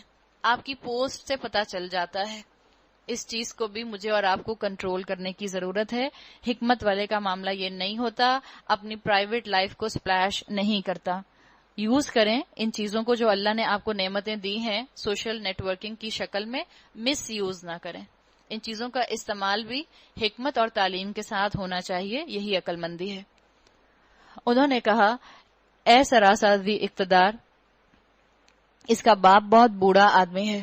یوسف علیہ السلام سے پتہ چلتا ہے، جب انہوں نے کہا نا قالو یا ایھا العزیز، اس سے پتہ چلتا ہے کہ یوسف علیہ السلام کو دربار میں کوئی اعلیٰ عہدہ مل گیا تھا. بادشاہ تو نہیں تھے، یہ تو روایات میں آتا ہے کہ مصر کے بادشاہ تو ابھی نہیں بنے تھے. جو عزیز مصر کو حاصل تھا آلموسٹ شاید اسی لیول پر یہ بھی آ گئے تھے. اس کا باپ بہت بوڑھا آدمی ہے، اس کی جگہ آپ ہم میں سے کسی کو رکھ لیجئے، ہم آپ کو بڑا ہی نیک نفس انسان پاتے ہیں. یوسف علیہ السلام نے کہا اللہ کی پناہ، دوسرے کسی شخص کو ہم کیسے رکھ سکتے ہیں؟ جس کے پاس ہم نے اپنا مال پایا ہے اس کو چھوڑ کر دوسرے کو رکھیں گے تو ہم ظالم ہوں گے. جب وہ یوسف سے مایوس ہو گئے تو ایک گوشے میں جا کر آپس میں مشورے کرنے لگے. کارنر میٹنگ شروع کر دی انہوں نے. ان میں سے جو سب سے بڑا تھا وہ بولا تم جانتے نہیں ہو تمہارے والد تم سے اللہ کے نام پر عہد و پیمان لے چکے ہیں، اور اس سے پہلے یوسف کے معاملے میں جو تم کر چکے ہو وہ بھی تم کو معلوم ہے. اب میں یہاں سے ہرگز نہ جاؤں گا. یہ وہی بھائی ہے جس نے مشورہ دیا تھا ان کو کہ اس کو قتل نہ کرو بلکہ اسے کسی جگہ پر ڈال کر آ جاؤ. یہ وہی بھائی ہیں. جب تک کہ میرے والد مجھے اجازت نہ دے، انہوں نے کہا میں یہاں سے نہیں جاؤں گا، یا پھر اللہ ہی میرے حق میں کوئی فیصلہ فرما دے کہ وہ سب سے بہتر فیصلہ کرنے والا ہے. تقدیر کا فیصلہ اگر مرضی کے خلاف ہو تو انسان کو سمجھ لینا چاہیے کہ بس یہ اللہ کی طرف سے ہوا ہے، اس پر ایمان رکھنا چاہیے. یہ تقدیر پر ایمان انسان کو بہت کانٹینٹ رکھتا ہے. میری کہاں شادی ہوئی، میں کس گھر میں پیدا ہوئی، میرے کتنے بچے ہوئے، میری کتنی دوستیں، یہ سب معاملے تقدیر کے ہیں. اللہ بہتر جانتا ہے کہ اللہ نے ہمارے لیے کیا چن کر رکھا ہے. اعمال ہمارے کنٹرول میں ہے، لیکن یہ چیزیں یہ اللہ تعالیٰ نے اپنے ہاتھ میں رکھی ہیں. کس کی کتنی اولاد ہوگی، کس کی شادی کہاں ہوگی، کون کس گھر میں پیدا ہوگا، کس اسٹریٹا پر پیدا ہوگا، کیا اس کے گھر کے حالات ہوں گے، یہ اللہ نے اپنے کنٹرول میں رکھا ہے. تو بتا دیا گیا، انہوں نے بھی یہی کہا کہ یہ اللہ کی مرضی ہوگی، اللہ میرے معاملے میں جو تقدیر لکھ چکا ہے وہی ہو کر رہے گی. تم جا کر اپنے والد سے کہو یا ابانا ان نبنا کا سرقہ، اب آپ کے صاحبزادے نے چوری کی ہے، آپ کے صاحبزادے نے چوری کی ہے. کیا انداز ہے. وہی بات آپ دیکھیں کہ یہاں پر کیا معاملہ ہے. جیسے انہوں نے پہلے کہا تھا آپ یوسف اور بنیامین سے زیادہ محبت کرتے ہیں. بچے نہیں کہتے. جب کوئی چھوٹا بہن بھائی غلط کام کرتا ہے تو بڑا بہن بھائی جو ہوتے ہیں وہ فوراً آ کے کہتے ہیں آپ کے بیٹے کا یہ کارنامہ ہے، آپ کی بیٹی کا یہ کارنامہ ہے. تو مجھے تو لگ رہا ہے جیسے آج کل کے بچوں میں اور ان بچوں میں کوئی فرق ہی نہیں ہے. ہزاروں سال کا گیپ تو محسوس ہی نہیں ہو رہا. ہم نے اسے چوری کرتے ہوئے نہیں دیکھا، شکر ہے سچ بول دیا. نہ بولتے تو کیا کر لیتے یعقوب علیہ السلام.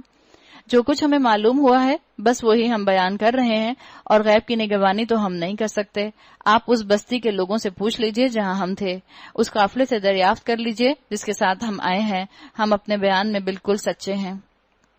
باپ نے یہ داستان سن کر کہا دراصل تمہارے نفس نے تمہارے لیے ایک اور بڑی بات کو سہل بنا دیا.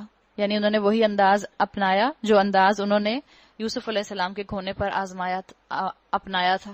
آپ دیکھیں یہاں سے پھر پتہ چل رہا ہے کہ جو انبیاء ہوتے ہیں وہ عالم الغیب نہیں ہوتے.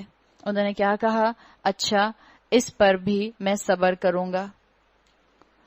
برے حالات کو چینج کرنے کی آپ اور میں کتنی بھی کوشش کر لیں، کرنے کا کام سب سے پہلے کیا ہے، فصبر جمیل، صبر کریں. اور بخوبی کروں گا. کیا بعید کہ اللہ ان سب کو مجھ سے لا ملائے. وہ سب کچھ جانتا ہے اور اس کے سب کام حکمت اور مبنی ہے. پھر وہ ان سب کی طرف سے منہ پھیر کر بیٹھ گیا. یعنی اولاد جب بے حس ہو جاتی ہے تو ماں باپ بھی ان کے ساتھ اپنی فیلنگز شیئر نہیں کرتے. بے حس اولاد لگی ان کو، کتنا میرے سمجھانے کے باوجود بھائی کو چھوڑ کر آ گئے. اور کہنے لگا ہائے یوسف، یعنی یعقوب علیہ السلام نے کہا اب کھوئے کون ہے، رہ کون گیا ہے مصر میں، بنیامین. اور یاد کس کو کر رہے ہیں، یوسف علیہ السلام. ہائے یوسف. وہ دل ہی دل میں غم سے گھٹا چلا جا رہا تھا اور اس کی آنکھیں سفید پڑ گئی تھیں. یعنی کیا ہوا، ان کی آنکھیں سفید کیا پڑ گئی تھیں، غم کا اثر ان کی آنکھوں پر آ گیا تھا. اور آج بھی آپ کو یہ چیز اندازہ ہوتی ہوگی. اللہ کرے کہ ہمارے مسلمانوں کے اندر ایسے ڈاکٹرز، ریسرچ کرنے والے سامنے آئیں، ایسے اسپیشلسٹ سامنے آئیں کہ جو اس چیز کو الفاظ میں بیان کر سکیں کہ کس طرح سے جب انسان پر غم آتا ہے اور انسان روتا ہے تو کیا چیز ٹریگر کرتی ہے جس سے آنکھوں کی بینائی جو ہے وہ کم ہوتی جاتی ہے. ایک سائنس کے کرنے کا کام ہے. کہا جاتا ہے روایات میں کہ رو رو کر ان کی آنکھوں کی بینائی جو ہے وہ آلموسٹ چلی گئی تھی. بیٹوں نے کہا خدا را آپ تو بس یوسف ہی کو یاد کیے جاتے ہیں. نوبت یہ آ گئی ہے کہ اس کے غم میں آپ اپنے آپ کو گھلا دیں گے یا اپنی جان کو ہلاک کر ڈالیں گے. اب کیا ہو رہا ہے، اکیلے میں ابا بیچارے جو ہیں وہ غم منا رہے ہیں، وہ بھی ان کو پسند نہیں آ رہا. بولیں تو مسئلہ، نہ بولیں تو مسئلہ. اس نے کہا انما اشکو بثی وحزنی الی اللہ واعلم من اللہ ما لا تعلمون. میں اپنی پریشانی اور اپنے غم کی فریاد اللہ کے سوا کسی سے نہیں کرتا، اور اللہ سے جیسا میں واقف ہوں تم واقف نہیں ہو. میرے بچوں جا کر یوسف اور اس کے بھائی کی کچھ ٹو لگاؤ. اللہ کی رحمت سے مایوس نہ ہو، اس کی رحمت سے تو بس کافر ہی مایوس ہوا کرتے ہیں. اس سے میں یہ پتا چل رہا ہے جب یعقوب علیہ السلام نے یہ دعا کی انما اشکو بثی وحزنی الی اللہ، زندگی میں جب ہمارے بھی کبھی اداسی آئے، جب کبھی غم آئے، جب کبھی ان پلیزنٹ سچویشن آئے، ہم ان معاملات کے اندر اپنا معاملہ اللہ کے سامنے رکھ دیں، اللہ سے مدد مانگے، گڑ گڑا کر مدد مانگے. اللہ راستہ کھول دے گا، اللہ غم کو دور کر دے گا. جب یہ لوگ مصر جا کر یوسف کی پیشی میں داخل ہوئے تو انہوں نے عرض کیا اے سردار با اقتدار، ہم اور ہمارے اہل و عیال سخت مصیبت میں مبتلا ہیں اور ہم کچھ حقیر سی پونجی لے کر آئے ہیں. آپ ہمیں بھرپور غلہ عنایت فرمائیں اور ہم کو خیرات دیں، اور اللہ خیرات دینے والوں کو جزا دیتا ہے. کیا سے اللہ نے ان کا غرور توڑا. وہ جو کہتے رہتے تھے نحنو اسبا، ہم تو ایک جتھا ہیں، اب اس ایک بھائی سے خیرات لینے آ گئے. یہ ہے تقدیر کا معاملہ. اللہ تعالیٰ نے ان کا غرور توڑ دیا. یہ سن کر یوسف علیہ السلام سے رہا نہ گیا. اس نے کہا تمہیں کچھ یہ بھی معلوم ہے کہ تم نے یوسف اور اس کے بھائی کے ساتھ کیا کیا تھا جبکہ تم نادان تھے. ان کو یہ نہیں کہا کہ تم بڑے چلاک ہو، تم نے کیا کیا، بس یہ پوچھا کہ تم نے کیا کیا تھا اس کے ساتھ. وہ چونک کر بولے ہاں کیا تم یوسف ہو؟ فوراً پہچان گئے. اس نے کہا ہاں میں یوسف ہوں اور یہ میرا بھائی ہے. اللہ نے ہم پر احسان فرمایا. حقیقت یہ ہے کہ اگر کوئی تقوی اور صبر سے کام لے تو اللہ کے ہاں ایسے نیک لوگوں کا اجر مارا نہیں جاتا. اگر آپ کو بھی آپ کے کسی رشتہ دار نے ستایا ہو، غم دیا ہو، تو آپ اپنی اس آیت کا ورد کرتی رہیں، اللہ آپ کو صبر دے دے گا۔ انہ من یتقی ویصبر فان اللہ لا یضیع اجر المحسنین۔ کسی رشتہ دار نے آپ کو پریشان کیا ہے تو اب اس آیت کا ورد کریں، آپ کو دیکھیں دل کو سکون مل جائے گا۔ اپنے رب کے بارے میں سوچتی رہیں کہ اللہ میں آپ سے تقوی مانگ رہی ہوں، مجھے صبر دیں اور مجھے آپ ہی اس کا اجر دیں گے۔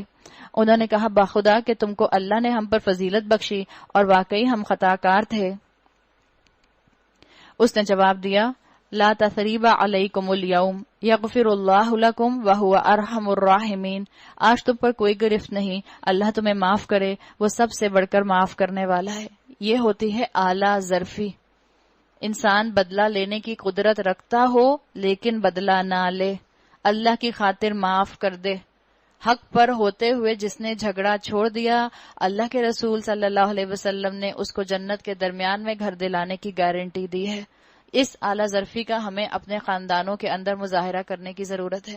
لوگ آپ کا حق ماریں، آپ معاف کر دیں، لوگ آپ کا دل دکھائیں، آپ معاف کر دیں، آپ ان کے ساتھ نارمل رہیں، آپ ان کے ساتھ نارمل گفتگو کریں، آپ ان کے ساتھ نارمل ایٹیٹیوڈ رکھیں، اللہ کی خاطر، کسی انسان کی خاطر نہیں، کسی تعریف کی خاطر نہیں، اللہ کی خاطر۔ جاؤ میری یہ قمیص لے جاؤ اور میرے والد کے منہ پر ڈال دو، ان کی بینائی پلٹ آئے گی، اور اپنے سب اہل و عیال کو میرے پاس لے آؤ۔ جب یہ قافلہ مصر سے روانہ ہوا تو ان کے باپ نے کنعان میں کہا، ابھی دیکھیں بیٹے مصر سے روانہ ہوئے کنعان کے لیے، یعقوب علیہ السلام ابھی کہاں ہیں؟ کنعان میں ہیں، اور کنعان میں کہہ رہے ہیں میں یوسف کی خوشبو محسوس کر رہا ہوں۔ اسکالرز اتنی پیاری بات لکھتے ہیں، کہتے ہیں جب کنویں میں یوسف علیہ السلام چند کلومیٹر پر پڑے ہوئے تھے تب تو ان کو خوشبو نہ آئی یوسف علیہ السلام کی، اور اب سینکڑوں میل سے جو فاصلہ چلنا شروع ہوا ہے اس کی خوشبو آ گئی۔ اس کا کیا مطلب ہے؟ اس کا مطلب یہ ہے کہ نبی کا کوئی ذاتی کمال نہیں ہوتا۔ جب اللہ چاہے تو اللہ تعالیٰ نبیوں کے ساتھ اس قانون کی معاملہ کر سکتا ہے، اور اس قانون کے ساتھ اپنی مرضی کر کے ان کے ساتھ یہ معاملہ انہوں نے کیا کہ اب ان کو خوشبو آ رہی ہے یوسف علیہ السلام کی۔ تم لوگ کہیں یہ نہ کہنے لگو کہ میں بڑھاپے میں سٹھیا گیا ہوں۔ گھر کے لوگ بولے اللہ کی قسم آپ ابھی تک اپنے اسی پرانے خبط میں پڑے ہوئے ہیں۔ یہ بتائیں گھر کے لوگ کون تھے؟ بیٹے تو مصر گئے ہوئے تھے، بیٹوں کی بیویاں یعنی بہویں اتنی بدتمیز ہیں، سسر سے کہہ رہی ہیں کہ آپ تو اپنے پرانے خبط میں پڑے ہوئے ہیں۔ آپ بولیں ذرا اپنے سسر کو، پھر دیکھیں شام میں آپ کی ساس اور آپ کے شوہر آپ کا کیا حال کرتے ہیں۔ اللہ نہ کرے آپ بولیں میں مذاق کر رہی ہوں، لیکن دیکھیں اندازہ ہو رہا ہے کیا کہ جب بیٹے اپنے ماں باپ کو عزت کے ساتھ ٹریٹ نہیں کرتے تو ان کی بیویاں بھی ان کے ماں باپ کو عزت کے ساتھ ٹریٹ نہیں کرتی۔ اگر بیٹا ماں باپ کو عزت دے گا، مقام دے گا، ان کے ساتھ اپنا معاملہ جو ہے وہ صلہ رحمی والا رکھے گا، تو جو ان کی بیویاں ہوں گی، جو ان کے بچے ہوں گے، وہ بھی ان کو والدین کو مقام دیں گے۔ پھر جب خوشخبری لانے والا آیا تو اس نے یوسف کی قمیص یعقوب کے منہ پر ڈال دی اور یکایک اس کی بینائی واپس آ گئی۔ تب اس نے کہا میں تم سے نہ کہتا تھا میں اللہ کی طرف سے وہ کچھ جانتا ہوں جو تم نہیں جانتے۔ سب بول اٹھے ابا جان آپ ہمارے گناہوں کی بخشش کے لیے دعا کریں، واقعی ہم خطا کار تھے۔ اس نے کہا میں اپنے رب سے تمہارے لیے معافی کی درخواست کروں گا، وہ بڑا معاف کرنے والا اور رحیم ہے۔ اللہ کی رحمت سے مایوس انسان کو نہیں ہونا چاہیے۔ یاد رکھیں اپنے معاملے میں بھی اللہ کے ہاں دیر ہے، اندھیر نہیں ہے۔ اللہ کی رحمت سے مایوس انسان کو نہیں ہونا چاہیے۔ یاد رکھیں اپنے معاملے میں بھی اللہ کے ہاں دیر ہے، اندھیر نہیں ہے۔ پھر جب یہ لوگ یوسف کے پاس پہنچے تو اس نے اپنے والدین کو اپنے ساتھ بٹھا لیا اور اپنے سب کنبے والوں سے کہا چلو اب شہر میں چلو، اللہ نے چاہا تو امن چین سے رہو گے۔ اب کیا ہوا یہاں پر پتہ چلتا ہے، روایات بتاتی ہیں اور ان الفاظ سے قرآن کے معلوم ہوتا ہے کہ پورا کنبہ ان کا مصر میں شفٹ ہو گیا۔ پورا کنبہ کا مطلب سارے بھائی، سارے بھائیوں کی بیویاں اور ان کے سارے بچے، جو رشتہ خون کے رشتے کے سبب بن رہا تھا، اولو القربہ والے سب کے سب، بھابیاں دیور سب آ گئے۔ یہ ہے یوسف علیہ السلام کا اخلاقی حسن جو آپ کو اس صورت میں نظر آتا ہے۔ یہ ہے خوبصورت صبر ان کا جو آپ کو اس صورت میں نظر آتا ہے۔ ہم تو فزیکل بیوٹی، فزیکل پرفیکشن ڈھونڈتے رہتے ہیں، آپ کو یہاں ان کے صبر کی خوبصورتی نظر آئے گی، ان کے اخلاق کی خوبصورتی نظر آئے گی، ان کی اعلیٰ ظرفی کی خوبصورتی نظر آئے گی۔ شہر میں داخل ہونے کے بعد اس نے اپنے والدین کو اٹھا کر اپنے پاس تخت پر بٹھایا اور سب اس کے آگے بے اختیار سجدے میں جھک گئے۔ یہ کون سا سجدہ تھا؟ یہ تعظیمی سجدہ تھا۔ اسلام نے تعظیمی سجدہ، اسلام آنے کے بعد، رسول اللہ صلی اللہ علیہ وسلم پر شریعت آنے کے بعد تعظیمی سجدے کو مطلقاً حرام قرار دے دیا گیا۔ اب نہ سجدہ تعظیمی ہے کسی کے لیے اور نہ اللہ کے علاوہ کسی کے لیے سجدہ عبادت ہے، صرف اور صرف اب یہ چیز اللہ کے لیے حلال رہ گئی ہے۔ یوسف علیہ السلام نے کہا، ابا جان یہ تعبیر ہے میرے اس خواب کی جو میں نے پہلے دیکھا تھا، یعنی جب بھائیوں نے سجدہ کیا تو ان کو اپنا خواب یاد آ گیا، میرے رب نے اسے حقیقت بنا دیا۔ آپ کو اور مجھے یہاں سے یوسف علیہ السلام کے اس جملے سے کیا سبق مل رہا ہے کہ آپ اپنے غم کو کیسے بھلا سکتے ہیں؟ آپ صبر کب کر سکتے ہیں؟ جب اپنی پرانی مشکلات کو اگنور کر دیں، بھول جائیں، اس کا ذکر نہ کریں، اس کا تذکرہ نہ کریں، اس کے مقابلے میں نعمتوں کا تذکرہ کریں۔ آپ اپنے غم کے مقابلے میں نعمتوں کا تذکرہ کریں گی، آپ کو صبر کرنا آسان ہو جائے گا۔ یوسف علیہ السلام نے بھی یہی کیا۔ اس کا احسان ہے کہ اس نے مجھے قید خانے سے نکالا اور آپ لوگوں کو صحرا سے لا کر مجھ سے ملایا، حالانکہ شیطان میرے اور میرے بھائیوں کے درمیان فساد ڈال چکا تھا۔ واقعہ یہ ہے کہ میرا رب غیر محسوس تدبیروں سے اپنی مشیت پوری کرتا ہے، بے شک وہ علیم اور حکیم ہے۔ یوسف علیہ السلام کی زندگی میں مفسرین کے مطابق 3 ادوار آئے۔ ایک دور ان کا جو پہلا تھا بھائیوں کے ظلم کا تھا۔ آپ دیکھیں یہاں انہوں نے کیا ذکر کیا، انہوں نے ڈائریکٹ کیا ذکر کیا، مجھ پر میرے رب نے احسان کیا کہ مجھے قید خانے سے نکالا۔ پہلے دور کا ذکر ہی نہیں کیا کہ میرے بھائیوں نے مجھ پر ظلم کیا۔ کیوں نہیں کیا ذکر اس کا؟ اس لیے کہ بھائیوں کو معاف کر چکے تھے، اور جب ایک دفعہ آپ معاف کر دیتے ہیں اس کے بعد پھر آپ احسان نہیں جتاتے اور کسی کے عیب کو بار بار نہیں بتاتے، ورنہ معاف کرنا یا نہ کرنا برابر ہو جائے گا۔ دوسرا دور تھا جیل میں گئے، اس کا بھی ذکر نہیں کیا۔ ذکر کس کا کیا؟ وہاں سے نکلنے کا، کس وجہ سے جیل میں گئے اس کا بھی ذکر نہیں کیا، اس لیے کہ عزیز مصر کی بیوی جو تھی وہ ایڈمٹ کر چکی تھی کہ ہماری غلطی تھی، تو اس کو بھی معاف کر دیا۔ اعلیٰ ظرفی کا مظاہرہ آپ کو یوسف علیہ السلام کے کردار میں ملتا ہے۔ اللہ تعالیٰ ایسی اعلیٰ ظرفی ہمارے کردار میں ہی پیدا کرے۔ اور ماں باپ سے جدائی کا ذکر نہیں کر رہے، کس کا ذکر کیا انہوں نے کہ آپ لوگوں کو صحرا سے لا کر مجھ سے ملا دیا۔ یہ انداز ہے نعمتوں کو اپنی بار بار ایڈمٹ کرنا کہ میرے پاس یہ نعمت ہے اور یہ نعمت ہے، جو نہیں ہے اس کا ذکر ہی نہ کرنا، تاکہ انسان کے اندر کسی قسم کی ڈپریویشن نہ آئے۔ واقعہ یہ ہے کہ میرا رب غیر محسوس تدبیروں سے اپنی مشیت پوری کرتا ہے، بے شک وہ علیم اور حکیم ہے۔ اے میرے رب، تو نے مجھے حکومت بخشی، مجھ کو باتوں کی تہ تک پہنچنا سکھایا، زمین اور آسمان کے بنانے والے تو ہی دنیا اور آخرت میں میرا سرپرست ہے۔ توفنی مسلما والحقنی بالصالحین، میرا خاتمہ اسلام پر کر اور انجام کار مجھے صالحین کے ساتھ ملا دے۔ یعنی نیک صحبت میں گناہوں سے بچنا اور نیکیاں کرنا آسان ہوتا ہے۔ ہم بھی اپنے لیے دعا کریں کہ اللہ ہمیں نیک لوگوں کی کمپنی عطا فرمائے۔ اور دعا کا مقصد کیا ہوتا ہے؟ اتنے نیک ہیں، اتنے اعلیٰ ظرف ہیں، اتنے اخلاق والے ہیں، اتنے ماں باپ کے ساتھ جو ہیں وہ بہترین فرما برداری کا مظاہرہ کرنے والے ہیں، اتنا بھائیوں کو درگزر کرنے والے ہیں، لیکن اپنی نیکی کا غرہ نہیں ہے، پھر بھی دعا کر رہے ہیں کہ مجھے آج اگر میں نیک ہوں تو ضروری نہیں ہے اللہ میں کل بھی نیک رہوں، تو اللہ مجھے آپ سے دعا مانگنے کی ضرورت ہے۔ اسی لیے ہم اپنی سورہ فاتحہ کے اندر پڑھتے ہیں ایاک نعبد و ایاک نستعین، اللہ آپ ہی کی مدد ہمیں ہر لمحہ درکار ہے۔ تو دعا اس چیز کا سہارا ہوتی ہے، اس چیز کا انڈیکیٹر ہوتی ہے کہ بندہ مومن کو اپنی پچھلی نیکیوں پر کوئی غرہ نہیں ہے۔ اے نبی صلی اللہ علیہ وسلم، یہ قصہ غیب کی خبروں میں سے ہے جو ہم تم پر وحی کر رہے ہیں، ورنہ تم اس وقت موجود نہ تھے جب یوسف کے بھائیوں نے آپس میں اتفاق کر کے سازش کی تھی، مگر تم خواہ کتنا ہی چاہو ان میں سے اکثر لوگ مان کا دینے والے نہیں ہیں، حالانکہ تم اس خدمت پر ان سے کوئی اجرت بھی نہیں مانگتے، یہ تو ایک نصیحت ہے جو دنیا والوں کے لیے عام ہے۔ اکثریت 2 نعمتوں کو ضائع کرتی ہے، اور وہ حدیث کے مطابق کون سی 2 نعمتیں ہیں؟ صحت اور دوسرا کیا ہے؟ وقت۔ صحت اور وقت کی انسانیت قدر کم کرتی ہے۔ زمین اور آسمانوں میں کتنی ہی نشانیاں ہیں جن پر سے یہ لوگ گزرتے ہیں اور ذرا توجہ نہیں کرتے۔ ان میں سے اکثر اللہ کو مانتے ہیں مگر اس طرح کہ اس کے ساتھ دوسروں کو شریک ٹھہراتے ہیں۔ کیا یہ مطمئن ہے کہ خدا کے عذاب کی کوئی بلا انہیں دبوچ نہ لے گی، یا بے خبری میں قیامت کی گھڑی اچانک ان پر آ نہ جائے گی؟ یعنی شعور کے ساتھ میں اس سیدھے راستے پر چل رہا ہوں، اس کی طرف اب دیکھیں آگے بات آئے گی۔ قل ھذہ سبیلی ادعو الی اللہ، پورے شعور کے ساتھ میں چل رہا ہوں، علی بصیرۃ، بصیرہ کہتے ہیں آپ کی انٹلیکٹ کے ساتھ، اپنے پورے شعور کے ساتھ، انسائٹ کے ساتھ میں اللہ کے راستے پر چل رہا ہوں.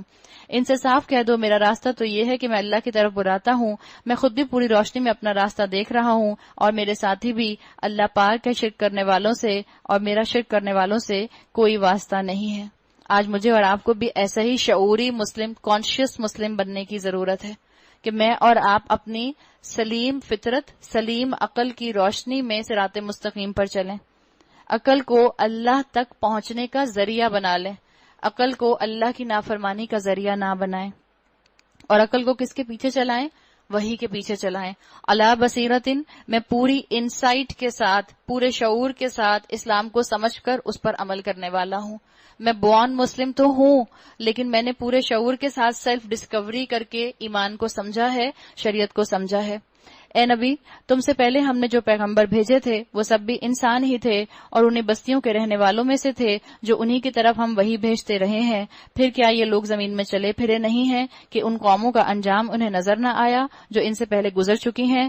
یقیناً آخرت کا گھر ان لوگوں کے لیے اور زیادہ بہتر ہے جنہوں نے پیغمبروں کی بات مان کر تقویٰ کی روش اختیار کی. کیا اب بھی تم لوگ نہ سمجھو گے؟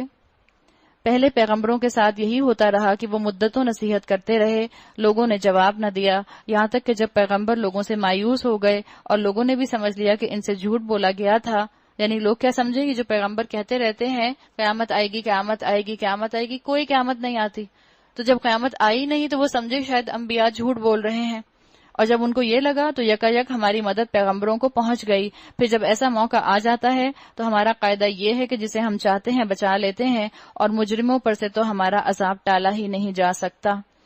اے لوگ، اگلے لوگوں کے ان قصوں میں عقل و ہوش رکھنے والوں کے لیے عبرت ہے. یہ جو کچھ قرآن میں بیان کیا جا رہا ہے یہ بناوٹی باتیں نہیں ہیں، بلکہ جو کتابیں اس سے پہلے آئی ہوئی تھیں انہی کی تصدیق ہے، ہر چیز کی تفصیل، اور ایمان لانے والوں کے لیے ہدایت اور رحمت. وَتَفْصِيلَ كُلِّ شَيْءٍ هُدًى وَرَحْمَةً لِقَوْمٍ يُؤْمِنُونَ. جو اس وحی کو مان لے اپنے عقل اور شعور کے ساتھ، وہ آگے بڑھ کر ایمان کو اڈاپٹ کر لے گا. اور ایمان کون سا؟ پہلے اقرار باللسان ہوگا، پھر تصدیق بالقلب ہوگا. آپ دیکھیں اس صورت کے اندر اللہ تعالیٰ نے، سورہ یوسف کا اختتام ہو گیا ہے، اللہ تعالیٰ نے اس صورت کے اندر عفو و درگزر سے کام لینے کو بہت پرومیننٹ کیا ہے. یہ بتا دیا ہے کہ خاندانی جھگڑوں کو کیسے حل کرو، یہاں سے سبق لو. ہمارے ہاں کانسیپٹ کیا ہے؟ اس صورت میں ہم کسی چیز کے لیے کیا غور کرتے ہیں؟ ہمارے ہاں کہا جاتا ہے کہ اگر عورت پریگننٹ ہے اور اس کو خوبصورت بچہ چاہیے تو وہ اس صورت کو پڑھتی رہے، اس کی تلاوت کرتی رہے. اس چیز کی سند کہیں سے نہیں ملتی، نہ رسول اللہ صلی اللہ علیہ وسلم سے، نہ صحابہ سے، نہ تابعین سے، نہ تبع تابعین سے. ہمیں جو یہاں بات بتائی گئی ہے وہ یہ بتائی گئی ہے کہ اپنی فطرت کے حسن کو نکھارو، اخلاق کے حسن کو نکھارو، اعلیٰ ظرفی کا حسن لے کر آؤ، عفو و درگزر کا حسن لے کر آؤ، رشتہ داروں کو اذیت نہ دو، اور خاص طور پر وہ رشتہ دار جنہوں نے تمہیں نقصان پہنچایا ہے، جنہوں نے تمہیں اذیت دی ہے، جنہوں نے تمہارا دل دکھایا ہے، تم آگے بڑھ کر ان کو معاف کر دو. یہ ہے سورہ یوسف کی تھیم. اور دوسری تھیم اگر آپ اس کو غور سے دیکھیں کیا ہے؟ نوجوانوں کے لیے، کہ جب ایسا ماحول ملے جو پروورٹڈ ماحول ہو، جہاں پر گناہ کے قدم قدم پر آپشنز موجود ہوں، وہاں کیسے ایک نیک بندہ اپنے آپ کو اللہ کی دی ہوئی شریعت پر قائم رکھ سکتا ہے؟ صرف اللہ سے مدد مانگ کر اور اللہ کے ساتھ اپنا تعلق استوار کر کے. ورنہ آج جتنے ٹیمپٹیشنز آپ کی اور میرے ارد گرد ہیں، ینگ بچے بچیوں کے ارد گرد ہیں، بہت مشکل ہے. جب نبی نے کہہ دیا کہ اگر آپ نے میری مدد نہ کی تو میں ان جاہلوں میں سے ہو جاؤں گا، تو ہم انسانوں کی کیا ویلیو؟ تو ہمیں تو بہت زیادہ اس حبل اللہ سے جڑ کر رہنا ہے، اس قرآن سے جڑ کر رہنا ہے. اللہ تعالیٰ مجھے اور آپ کو سورہ یوسف والا اخلاق جو اس کے اندر بیان کیا گیا ہے اور یہی اعلیٰ ظرفی جو اس کے اندر بیان کی گئی ہے اس کو اپنانے کی توفیق عطا فرمائے. سورہ رعد، رات کا مطلب ہوتا ہے تھنڈر، بادل کی گرج. بسم اللہ الرحمن الرحیم. الف لام